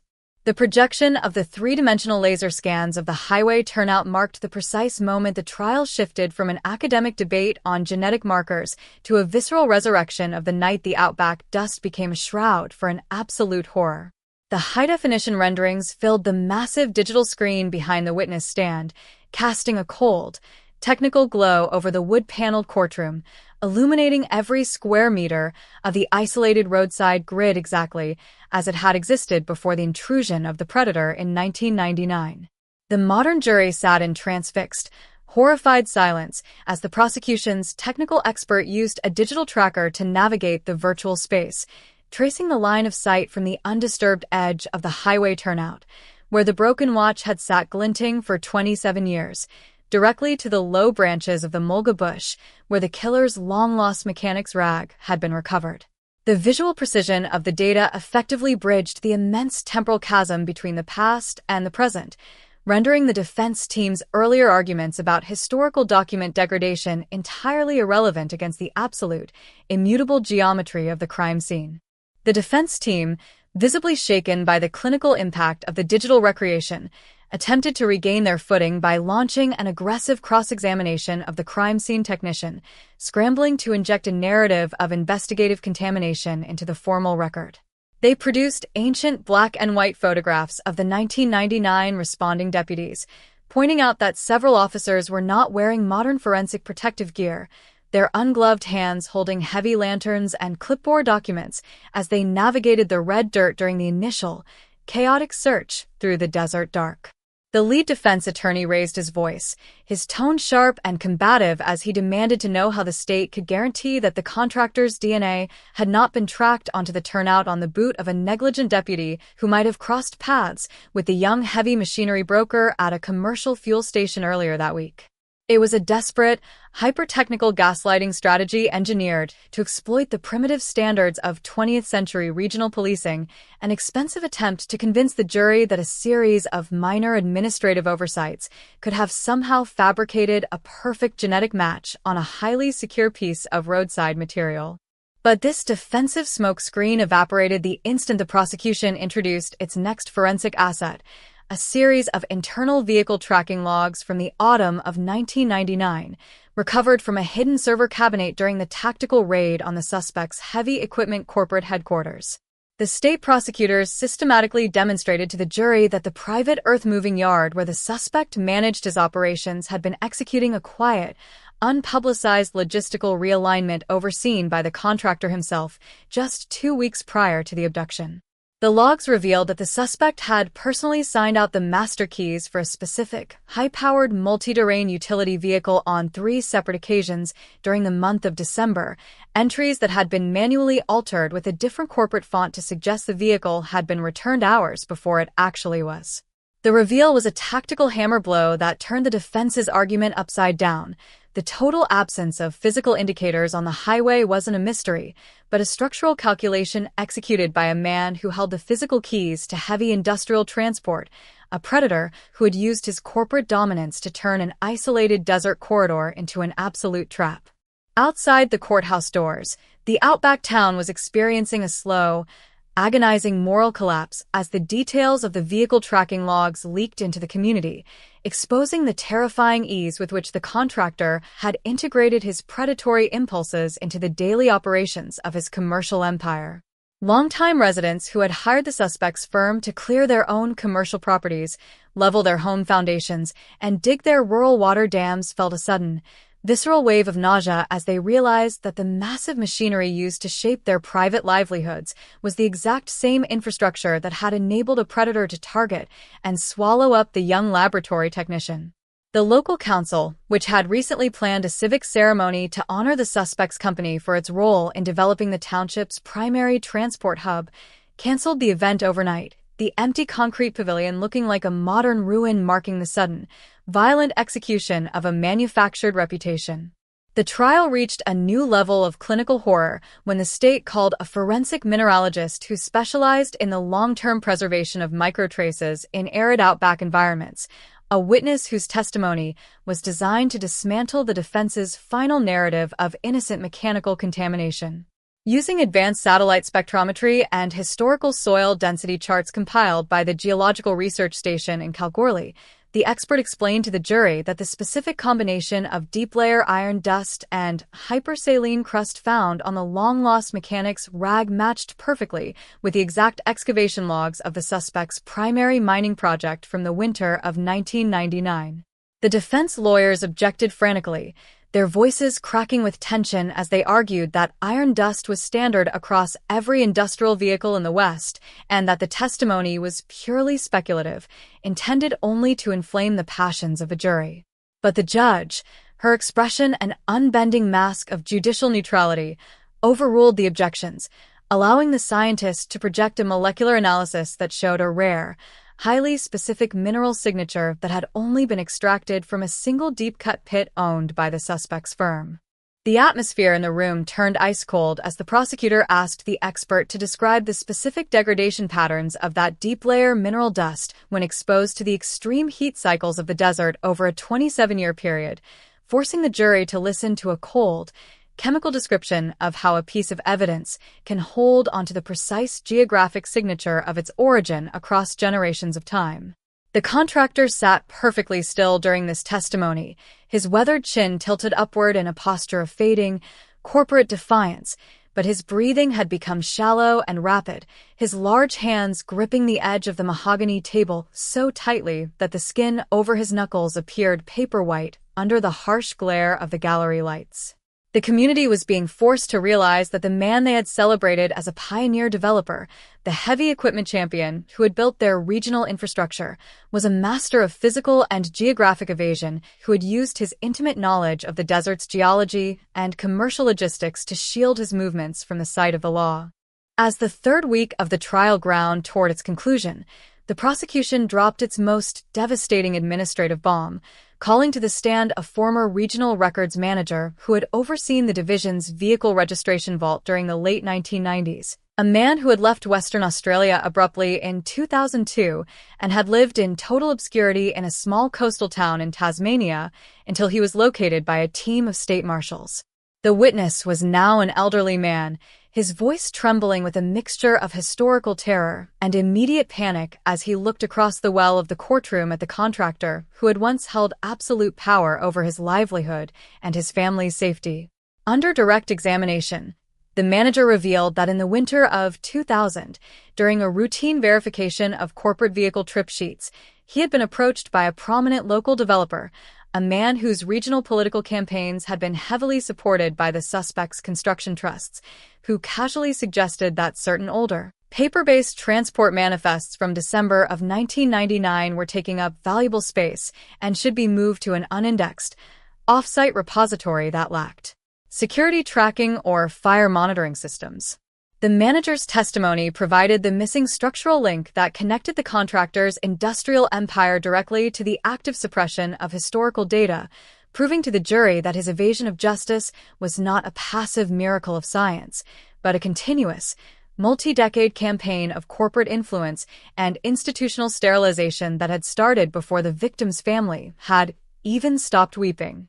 The witness described living for over 20 years in a state of self-imposed exile, changing his phone numbers, checking the security bars on his house every single night, and refusing to look at any news coming out of the West because he understood that as long as that heavy equipment mogul held power in the region, His knowledge of the missing trip sheets made him a permanent liability to an empire built on a foundation of blood.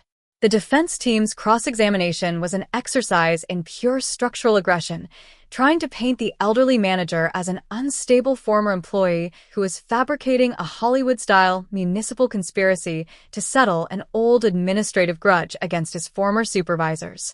But his terror was too palpable, his memory of the specific corporate threats too detailed, and his description of the altered vehicle manifests matched too perfectly with the cold, calculating administrative patterns the jury had already seen in the corporate server logs.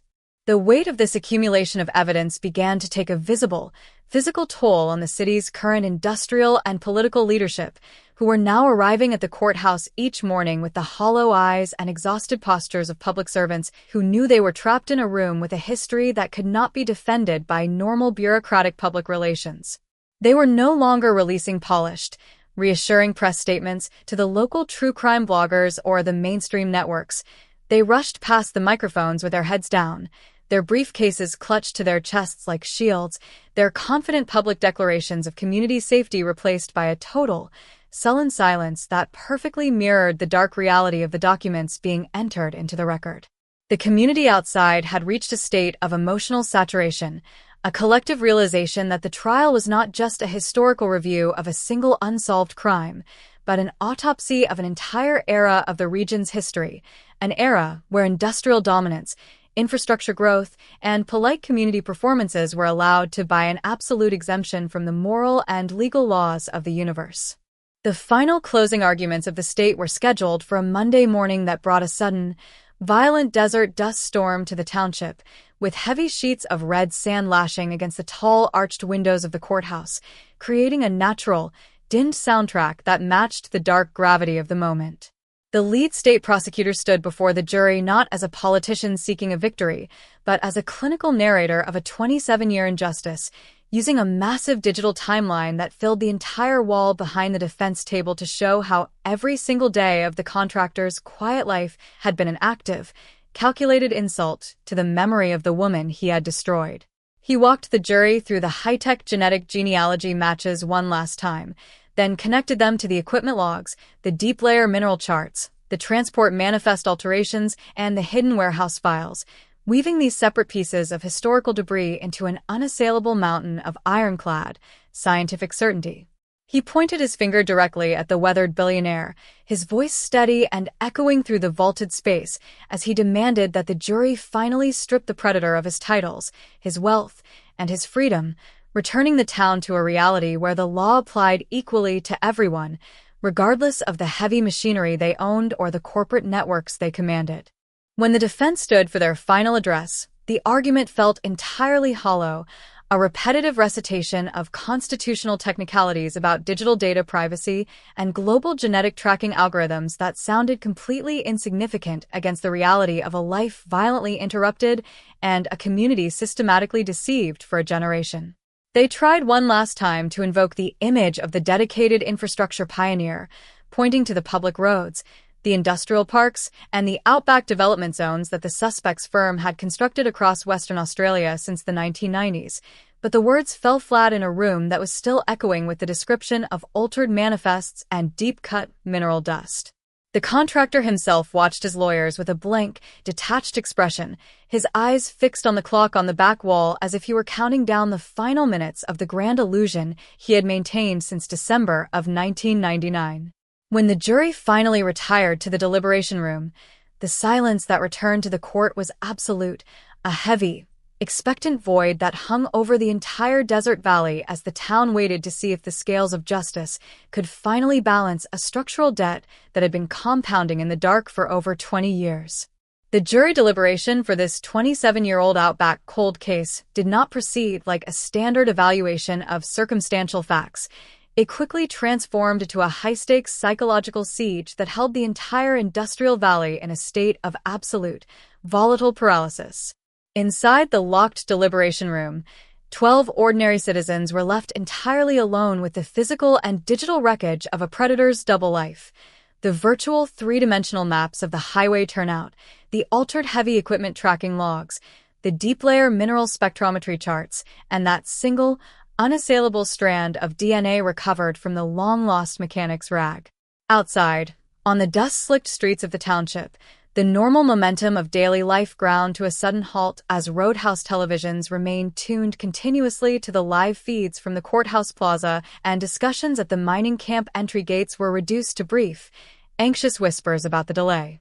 Every hour that passed without a knock on the courtroom door was interpreted by the public as a sign of deep, structural friction within the panel, a terrifying possibility that the contractor's immense wealth and deep-rooted industrial capital had somehow managed to plant a seed of corruption or doubt in the mind of a single juror.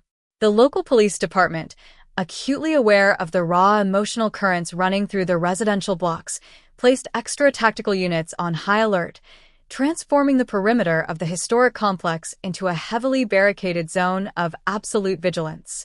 The agonizing wait ended not with a dramatic outburst of sound, but with a sharp, rhythmic three-knock signal from the bailiff that sent an immediate, visceral shockwave through the entire legal and industrial apparatus of the state. Within 15 minutes, the vaulted courtroom was packed to its absolute physical capacity, with spectators squeezed tightly into the wooden benches and standing three deep along the plaster walls, their unblinking eyes fixed on the empty leather chair where the county's most prominent contractor had sat for the last month. When the security team escorted the weathered billionaire into the room, he was no longer projecting the arrogant, corporate confidence that had characterized his decades at the summit of the Western Australian industrial elite.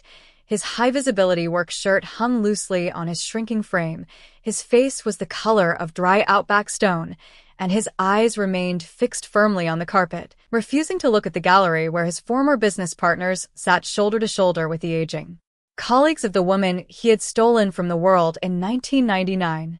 The jurors marched in with a heavy, solemn cadence, their expressions entirely unreadable, their gazes deliberately avoiding both the prosecution and defense tables as they took their places in the box for the final time.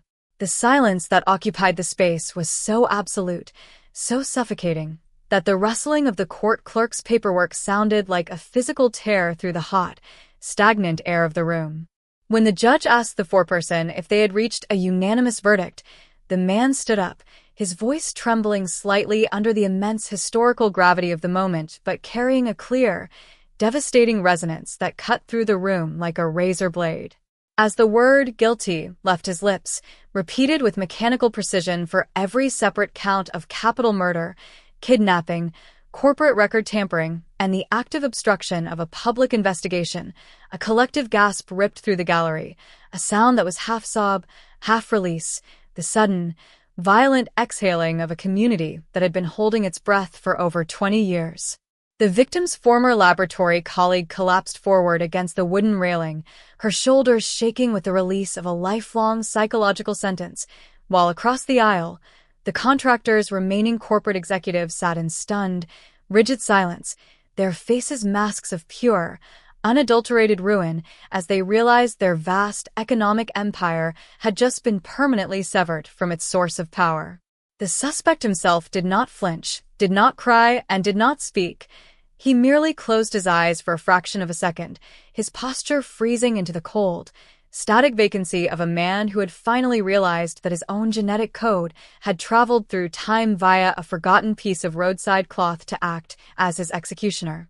The sentencing phase was swift, clinical, and completely devoid of the mercy the heavy equipment mogul had so often championed during his public infrastructure galas and regional development board meetings, with the judge delivering a verbal lashing that effectively erased the defendant's name from the respectable history of the state. The magistrate, a veteran Australian jurist who had seen the worst of the region's corporate and violent offenders, looked down from her bench with an expression of ironclad disgust, noting that the defendant's crimes were magnified 1,000 times by the position of absolute industrial dominance and social trust he had used as a shield to protect his malice.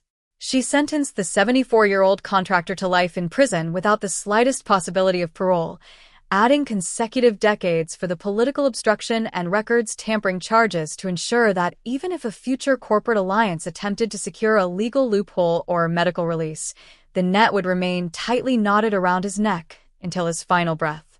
As the judge's heavy gavel came down for the final time, The sound carried the definitive weight of an iron vault door slamming shut on an entire era of the county's history, a declaration that the unassailable power of modern forensic science had finally broken through the fortress of elite privilege to claim its long overdue debt.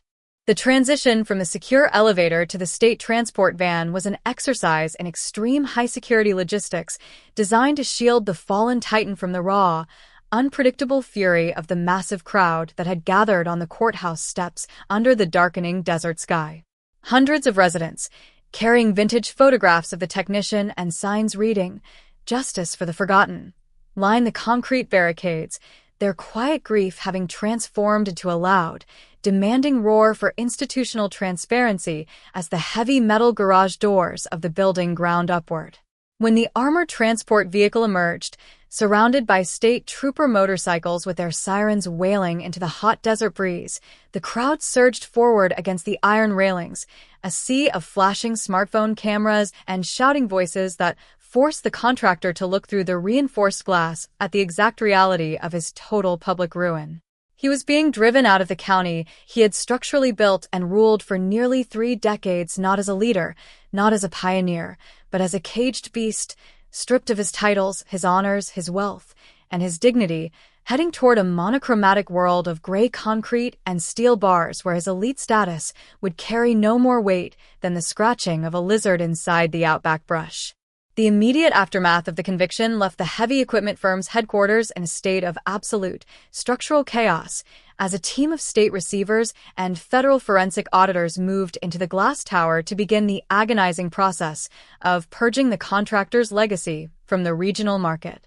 Every infrastructure contract he had signed, every outback mining lease variance he had championed, and every land development he had overseen during his 27-year tenure was placed under a magnifying glass, turning the entire local construction industry into a secondary crime scene of financial and administrative corruption.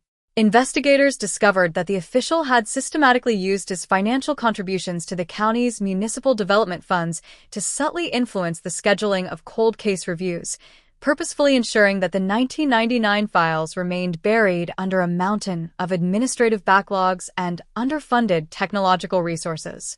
The realization that their local property investments had been actively manipulated by a killer to fund his own multi-decade invisibility was a profound, nauseating revelation for the residents, forcing them to understand that the modern transport infrastructure they enjoyed was the literal byproduct of a deal made with a monster. At the County Forensics Archive, a quiet but deeply symbolic ritual took place just days after the sentencing, as the chief archivist pulled the physical 1999 file from the active investigation vault and brought it down to the permanent historical repository for the last time. She stamped the faded cardboard folder with a heavy, red ink mark that read, "Resolved via long-lost evidence. Full conviction secured."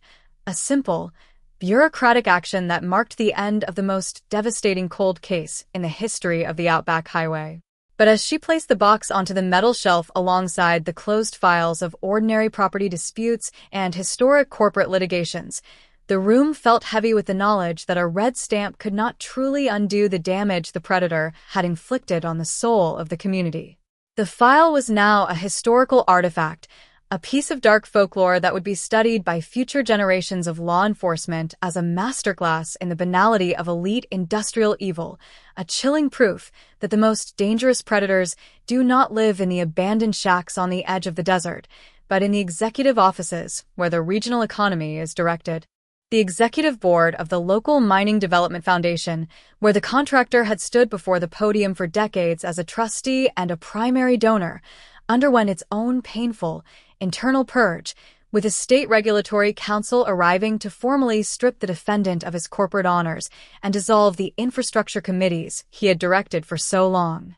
The staff and local workers sat in the assembly hall in a state of collective, historical shock, listening to the foundation director read a statement of profound apology to the technician's surviving family, their eyes tracking the empty space where the contractor's name had recently been sandblasted off the facade of the engineering pavilion.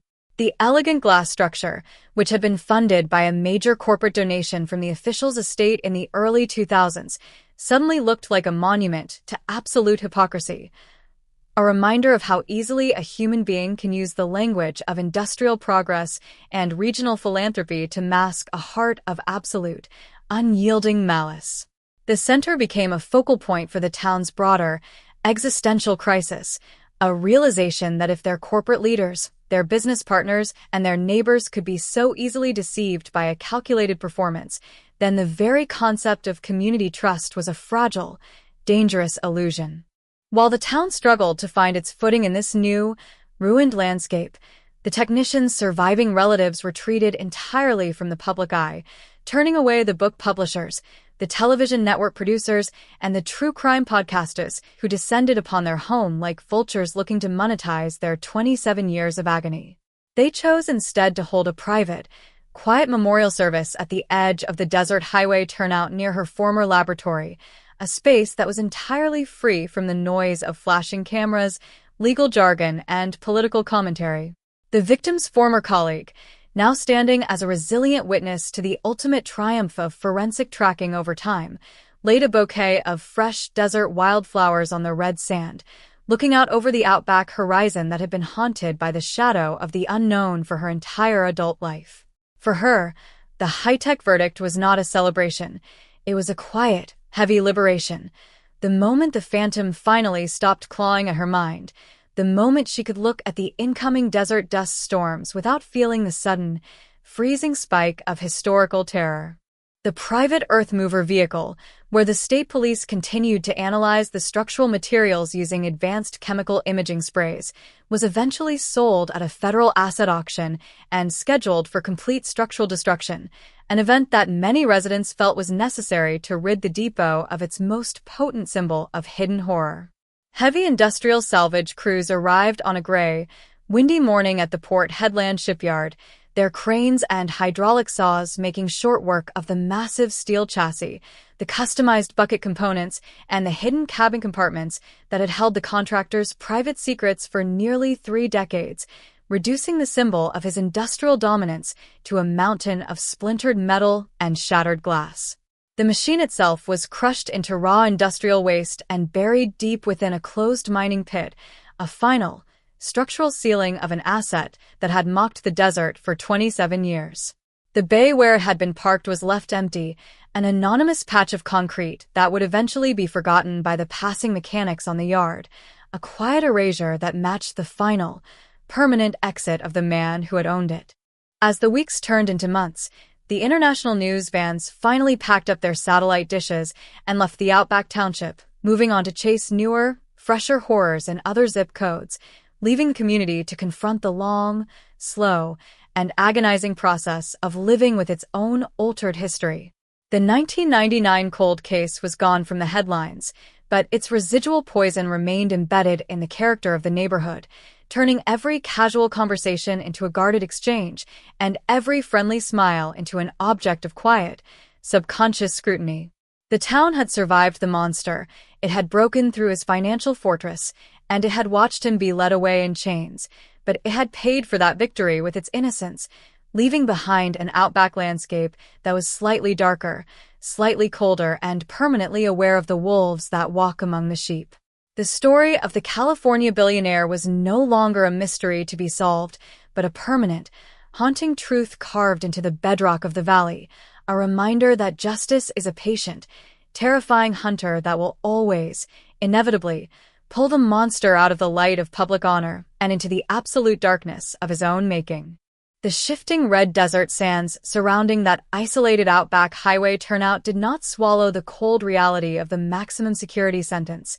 Instead, the weight of the court's decision transformed into an oppressive, psychological anchor that forced the entire state of Western Australia to look directly into the dark, unpunished decades of its own modern history. The plastic evidence storage bins, the handwritten transit logs, and the original, faded cassette recordings of the 1999 emergency radio dispatches were no longer dead files rotting in a neglected coastal warehouse.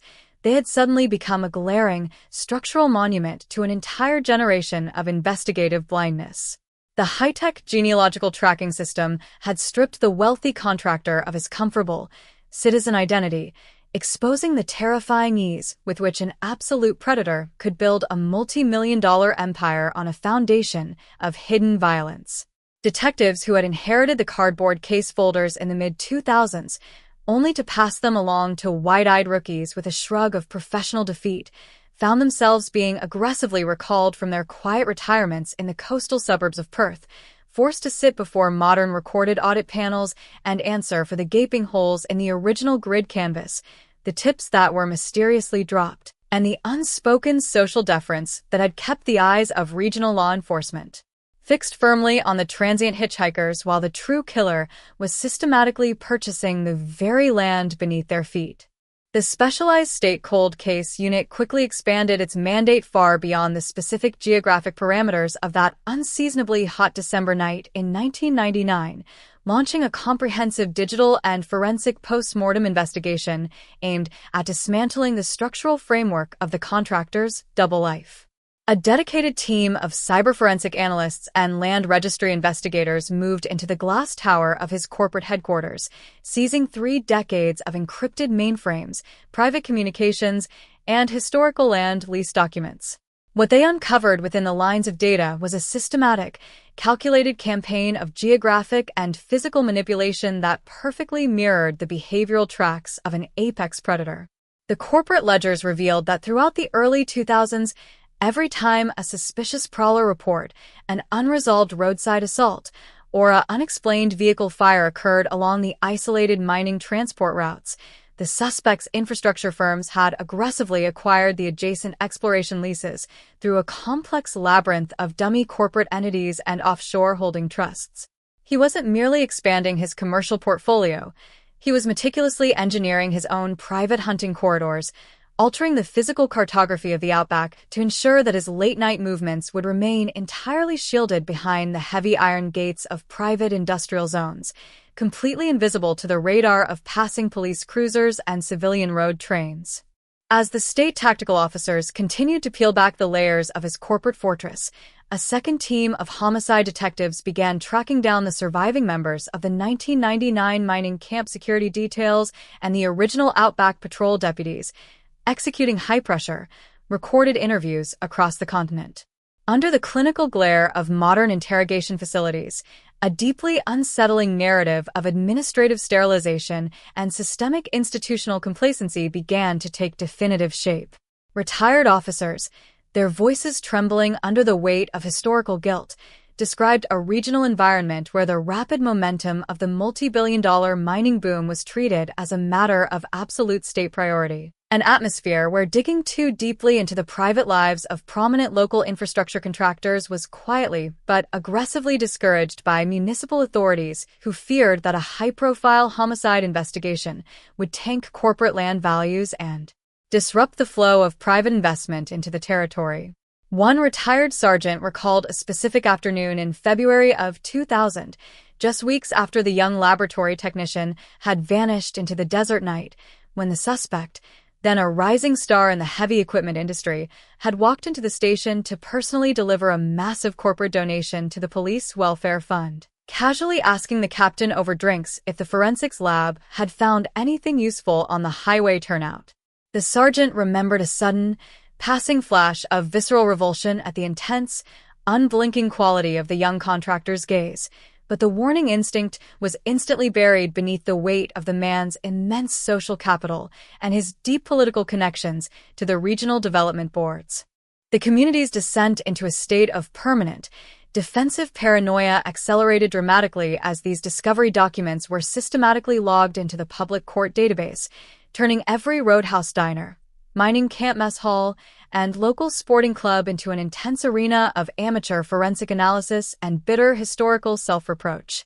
People who had worked in the suspect's heavy equipment yards during the golden years of the resource boom began to review their old interactions through a completely inverted lens, realizing with a sickening wave of clarity that his famous, unpredictable flashes of volatile temper, his absolute obsession with the satellite tracking codes of his luxury vehicles, and his habit of taking his private four-wheel drive out into the deep desert during blinding dust storms were not the eccentricities of a high-driven corporate pioneer, but the dark, functional release valves of an unpunished monster hiding in plain sight.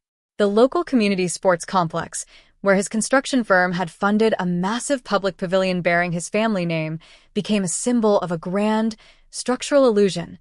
The bronze plaque commemorating his civic philanthropy felt like a grotesque joke carved into the metal, a physical reminder of how easily a serial predator can purchase the adoration, the loyalty, and the absolute blindness of the very public he was actively terrorizing.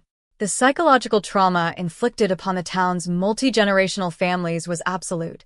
They were forced to acknowledge that the wealthy, safe, predictable paradise they thought they had built for their children was actually financed, shaped, and guarded by the bloody legacy of a man who had stolen a young woman's future and buried her memory in the red sand.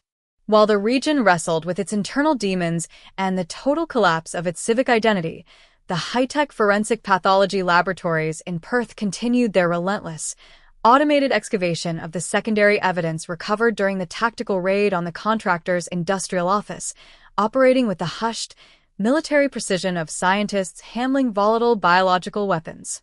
The technicians utilized advanced mass spectrometry and high-resolution digital scanning to analyze the chemical and microscopic trace arrays trapped within the fibers of old toolboxes, vehicle upholstery, and private storage lockers that had been hidden behind the secret floor safe of his workshop. Every run of the laboratory's genetic sequencers was an absolute, clinical battle against the natural decay of historical material that had been stored in suboptimal outback conditions for over 2 decades. The scientists were treating the killer's verified DNA sequence as a universal biological key, comparing his genetic profile against the microscopic traces preserved in dozens of other unresolved missing person cases, unsolved roadside abductions, and historical homicides across the entire western half of the continent, searching for any indication of a wider, multi-jurisdictional career of serial predation that the primitive technology of the 20th century had been entirely incapable of reading. The legal defense team, heavily financed by the suspect's remaining corporate assets and the liquid capital of his sprawling estate, responded to the state's mountain of scientific data by launching an aggressive, multi-million-dollar counter-campaign in the media, attempting to paint the use of public genealogy databases as an unconstitutional, dystopian surveillance dragnet that threatened the basic privacy of every citizen in the nation.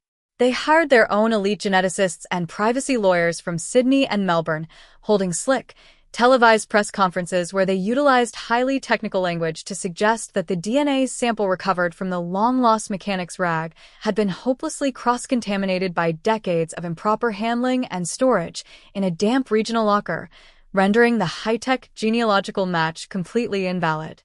This was a calculated, expensive gaslighting strategy engineered to plant a seed of existential doubt in the collective mind of the state's legal apparatus, turning a straightforward capital murder prosecution into an abstract, terrifying debate about digital overreach, corporate data leaks, and the total erosion of personal privacy in the 21st century.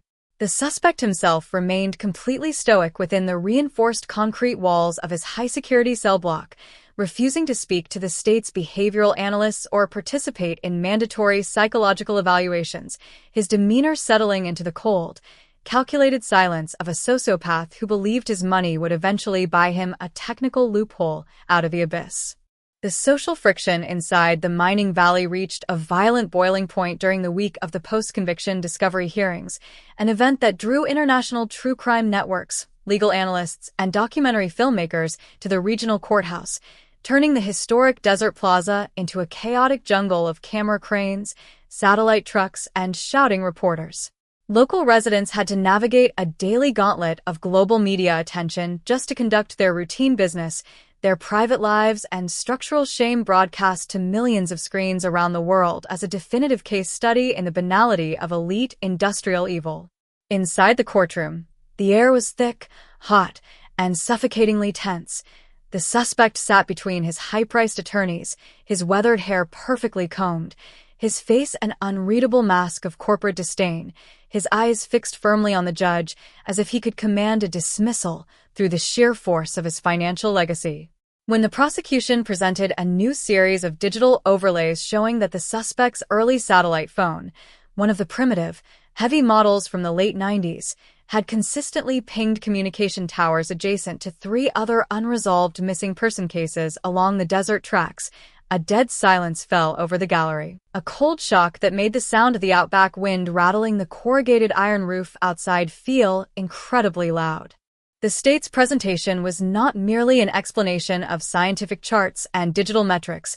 It was a total execution of a manufactured legacy, a systematic, hour-by-hour destruction of the pristine public image that the contractor had maintained since 1999. They introduced a series of historical maritime and logistics logs from his equipment yards showing that on the exact night of the abduction, his private multi-terrain transport vehicle had signed out of the depot under a false corporate account number, moving into the dark desert tracks without its mandatory safety lights active, effectively vanishing from the radar of the local mine patrol during the precise 3-hour window of the crime. They produced ancient personal banking records showing a sudden, unpublicized transfer of large sums of cash to a private bank account in Singapore just 48 hours after the search for the laboratory technician was officially launched by the sheriff's office. The accumulation of these minute, historical details, when illuminated by the undeniable accuracy of the high-tech genetic match, transformed his entire 27-year career into a grotesque piece of performance art, a multi-million-dollar theater piece designed to keep the world from looking at the blood on his hands. The emotional peak of these hearings arrived on a Thursday afternoon when the victim's former laboratory colleague, now a woman in her late 50s with lines of deep sorrow etched around her eyes, took the witness stand to describe the lifelong psychological sentence that the suspect's evasion of justice had imposed on her life. She spoke with a quiet, devastating clarity that stripped the room of its legal and technical abstractions, describing a life spent in a state of continuous, hypervigilant terror, a 27-year nightmare where she checked the perimeter fences of her quarters 3 times every single night, unable to shake the memory of that empty red dirt path and the smell of hot dust that had filled her lungs in 1999. The revelation that the predator who had caused this lifelong devastation had been living less than 2 miles away in a massive, luxurious estate, attending the same industry galas and dining at the same high-end roadhouses as her family, sent a visceral shudder through the courtroom, causing even the hardened court marshals to look down at the floor in a moment of shared, heavy silence. As the judge retired to her chambers to review the new evidence and determine the scope of the state's ongoing investigation into the suspect's potential secondary crimes, the town outside seemed to hang in a state of fragile, explosive suspension, the normal machinery of industrial commerce grinding to a halt beneath the weight of the impending decision. The local police department, which had been under a cloud of intense public scrutiny since the high-tech arrest exposed the failures of their historical predecessors, stationed extra units around the suspect's earth-moving headquarters and his vacant desert properties, fearing that the raw, volatile anger brewing in the neighborhoods could erupt into vigilante action or public destruction. The case had transitioned from a standard criminal prosecution into an existential reckoning for the entire region, a definitive test of whether the modern legal system possessed the strength to hold a man of limitless wealth and immense industrial power accountable for a horror committed in an era when the rules of evidence were entirely different. The deep, heavy silence that occupied the desert streets during those hours of waiting was the silence of a structural wound that could never be healed by a legal document, a cold realization that regardless of the final ruling, the wealthy outback paradise they thought they inhabited had been built over a dark, unresolved cavern of absolute malice. The subsequent refusal of the appellate courts to grant the suspect a temporary release on bail, despite a massive financial bond offered by his remaining construction entities, signaled the true collapse of the contractor's multi-million-dollar defense strategy, plunging his legal team into a state of chaotic internal recrimination. The high-priced attorneys from Sydney, who had confidently promised to dismantle the state's genetic genealogy methodology on constitutional grounds, were forced to watch as the historical geography of their client's rise to power was methodically mapped by state investigators using modern digital tracking matrices. The state's technical team did not rely on the fading, subjective memories of the few surviving 1999 witnesses. They assembled a clinical, digital recreation of the Western Australian highway system as it existed 27 years prior. utilizing ancient geological surveys and satellite reconnaissance photos to prove that the suspect's early excavation sites perfectly mirrored the geographic path of the predator's movements. This virtual blueprint left no room for legal theater or smooth rhetoric. It demonstrated with mathematical precision that the contractor had systematically used his early access to vacant, half-cleared mining leases to orchestrate his late-night hunts, using his professional keys and heavy vehicle clearances to turn the expanding desert fringes into his private, unmonitored stalking grounds. The structural weight of these expanding disclosures initiated a secondary, deeply destructive wave of paranoia across the affluent residential enclaves that line the desert valley, forcing the region's elite to examine their own multi-generational social circles with a sharp, defensive terror. At the local industry clubs and charity boards where the weathered billionaire had once commanded absolute deference, his name was suddenly purged from the official archives with a frantic, bureaucratic panic, his former associates scrambling to distance their corporate entities from the radioactive fallout of his exposure. Men who had traveled to the remote exploration fields with him on his private aircraft during the late 1990s began to look back at those weekend excursions with a sudden, sickening clarity, recalling his obsessive insistence on flying away from standard aviation radar corridors, his complete lack of empathy during casual conversations about regional crimes, and his rigid, volatile reaction whenever anyone looked too closely at the secure, locked storage compartments beneath the main hangar floor. The luxury aircraft, which had once been a premier symbol of high society networking and industrial prestige, was now towed to a secure state storage facility in Learmonth, its airframe being systematically dismantled by forensic teams using advanced chemical imaging sprays to search for the invisible, biological phantoms of past violence that time could not completely erase. The community's sense of security was further decimated when the state prosecution filed a massive asset forfeiture lien against the contractor's primary heavy equipment firm, a legal maneuver that effectively froze hundreds of commercial infrastructure contracts and mining developments across Western Australia, triggering an immediate, structural recession within the local economy. Earth-moving sites that had been scheduled to clear thousands of hectares of rich iron ore ground along the desert fringes were suddenly abandoned overnight, the massive dump trucks and excavators left to rust against the backdrop of the red sand dunes like mechanical skeletons marking the sudden execution of a corporate empire. Small business owners and local suppliers who had signed multi-year logistics agreements with the suspect's yard found themselves facing sudden, absolute financial ruin, their life savings trapped in a sprawling legal void created by their proximity to the killer's money laundering matrix.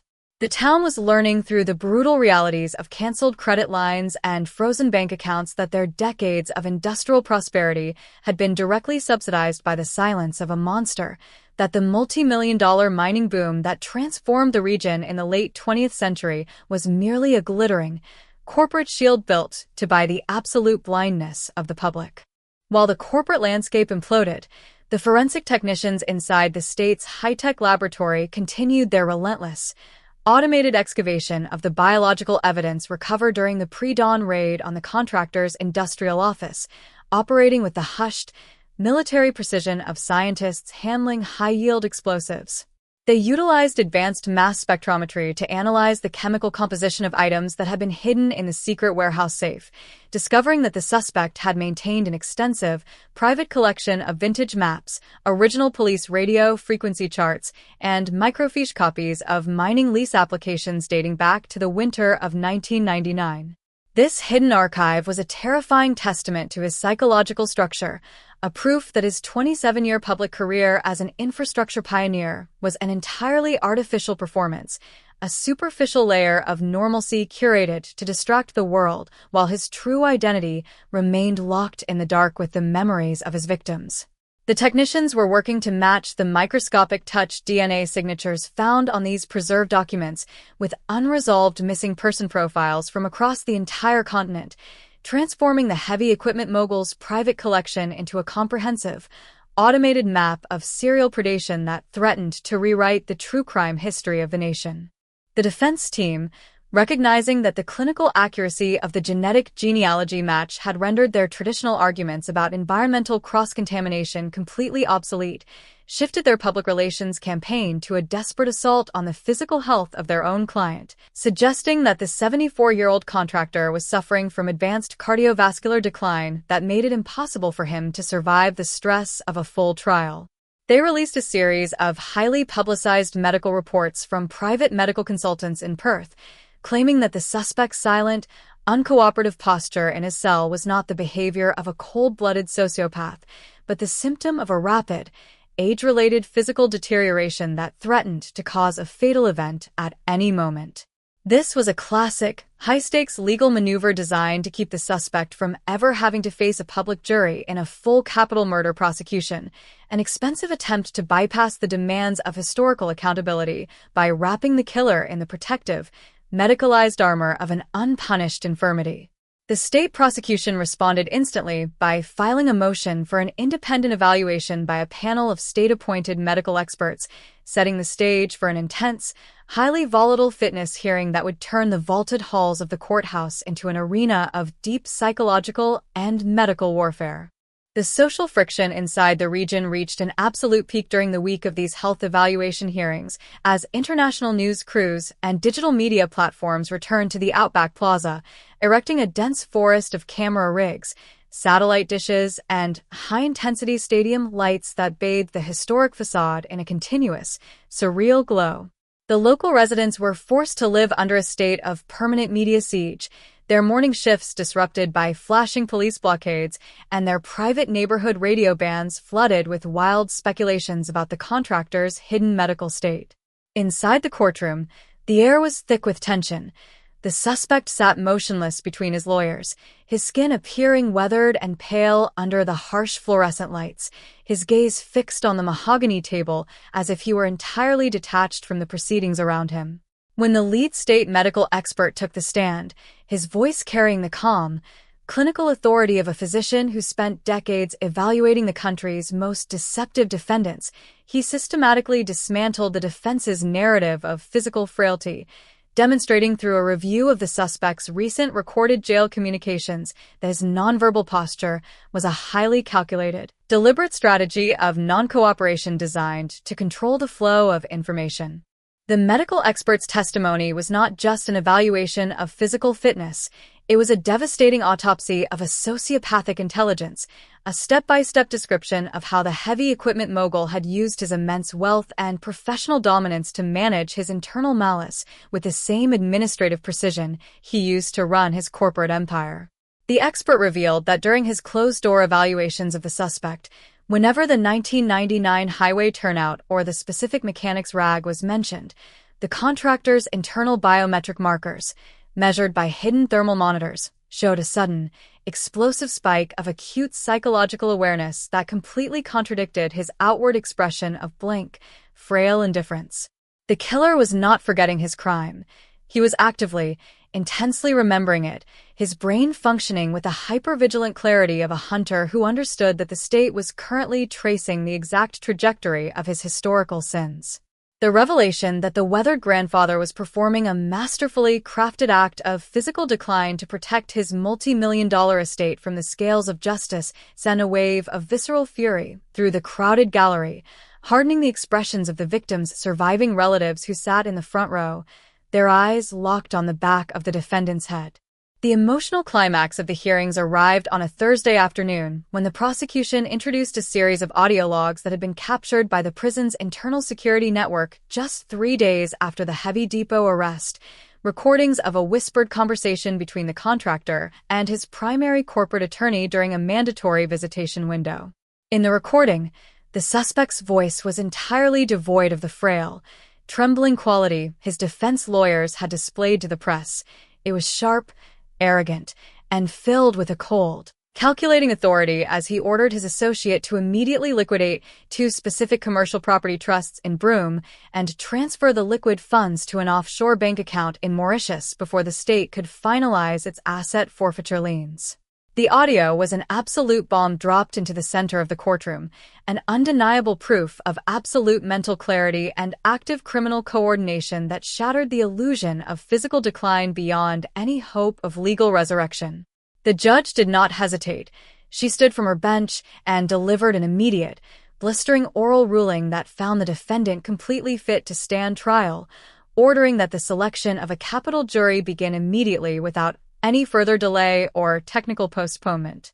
As the courthouse doors swung open that evening, releasing the packed crowd into the cool, damp desert air, the town outside seemed to absorb the ruling with a collective, heavy stillness, the realization settling into the bones of the community that there would be no clean, clinical escape from the horror of their history, that their most prominent citizen was going to be forced to stand before a jury of his peers and answer for the blood on his hands. The local police department, facing an intense wave of public scrutiny as the media continued to exhume the investigative failures of the 1999 precinct, stationed extra tactical units around the courthouse perimeter, fearing that the volatile mixture of multi-generational grief and corporate betrayal could boil over into public unrest before the first juror could be sworn in. The case had long since ceased to be a standard criminal prosecution. It had become an existential trial for the character of Western Australia's industrial heartland, a question of whether the unassailable power of modern forensic science could successfully break through the ultimate fortress of elite privilege and corporate wealth to deliver a long overdue debt to a young woman who had been erased from the world 27 years prior. The selection of the final 12 jurors was an exercise in pure institutional endurance, requiring the court to process over 1,000 potential candidates during a month of intense, deeply personal questioning that forced ordinary citizens to confront their deepest feelings about wealth, power, and the reliability of modern technology. Data analysts from both sides spent hours auditing the digital history.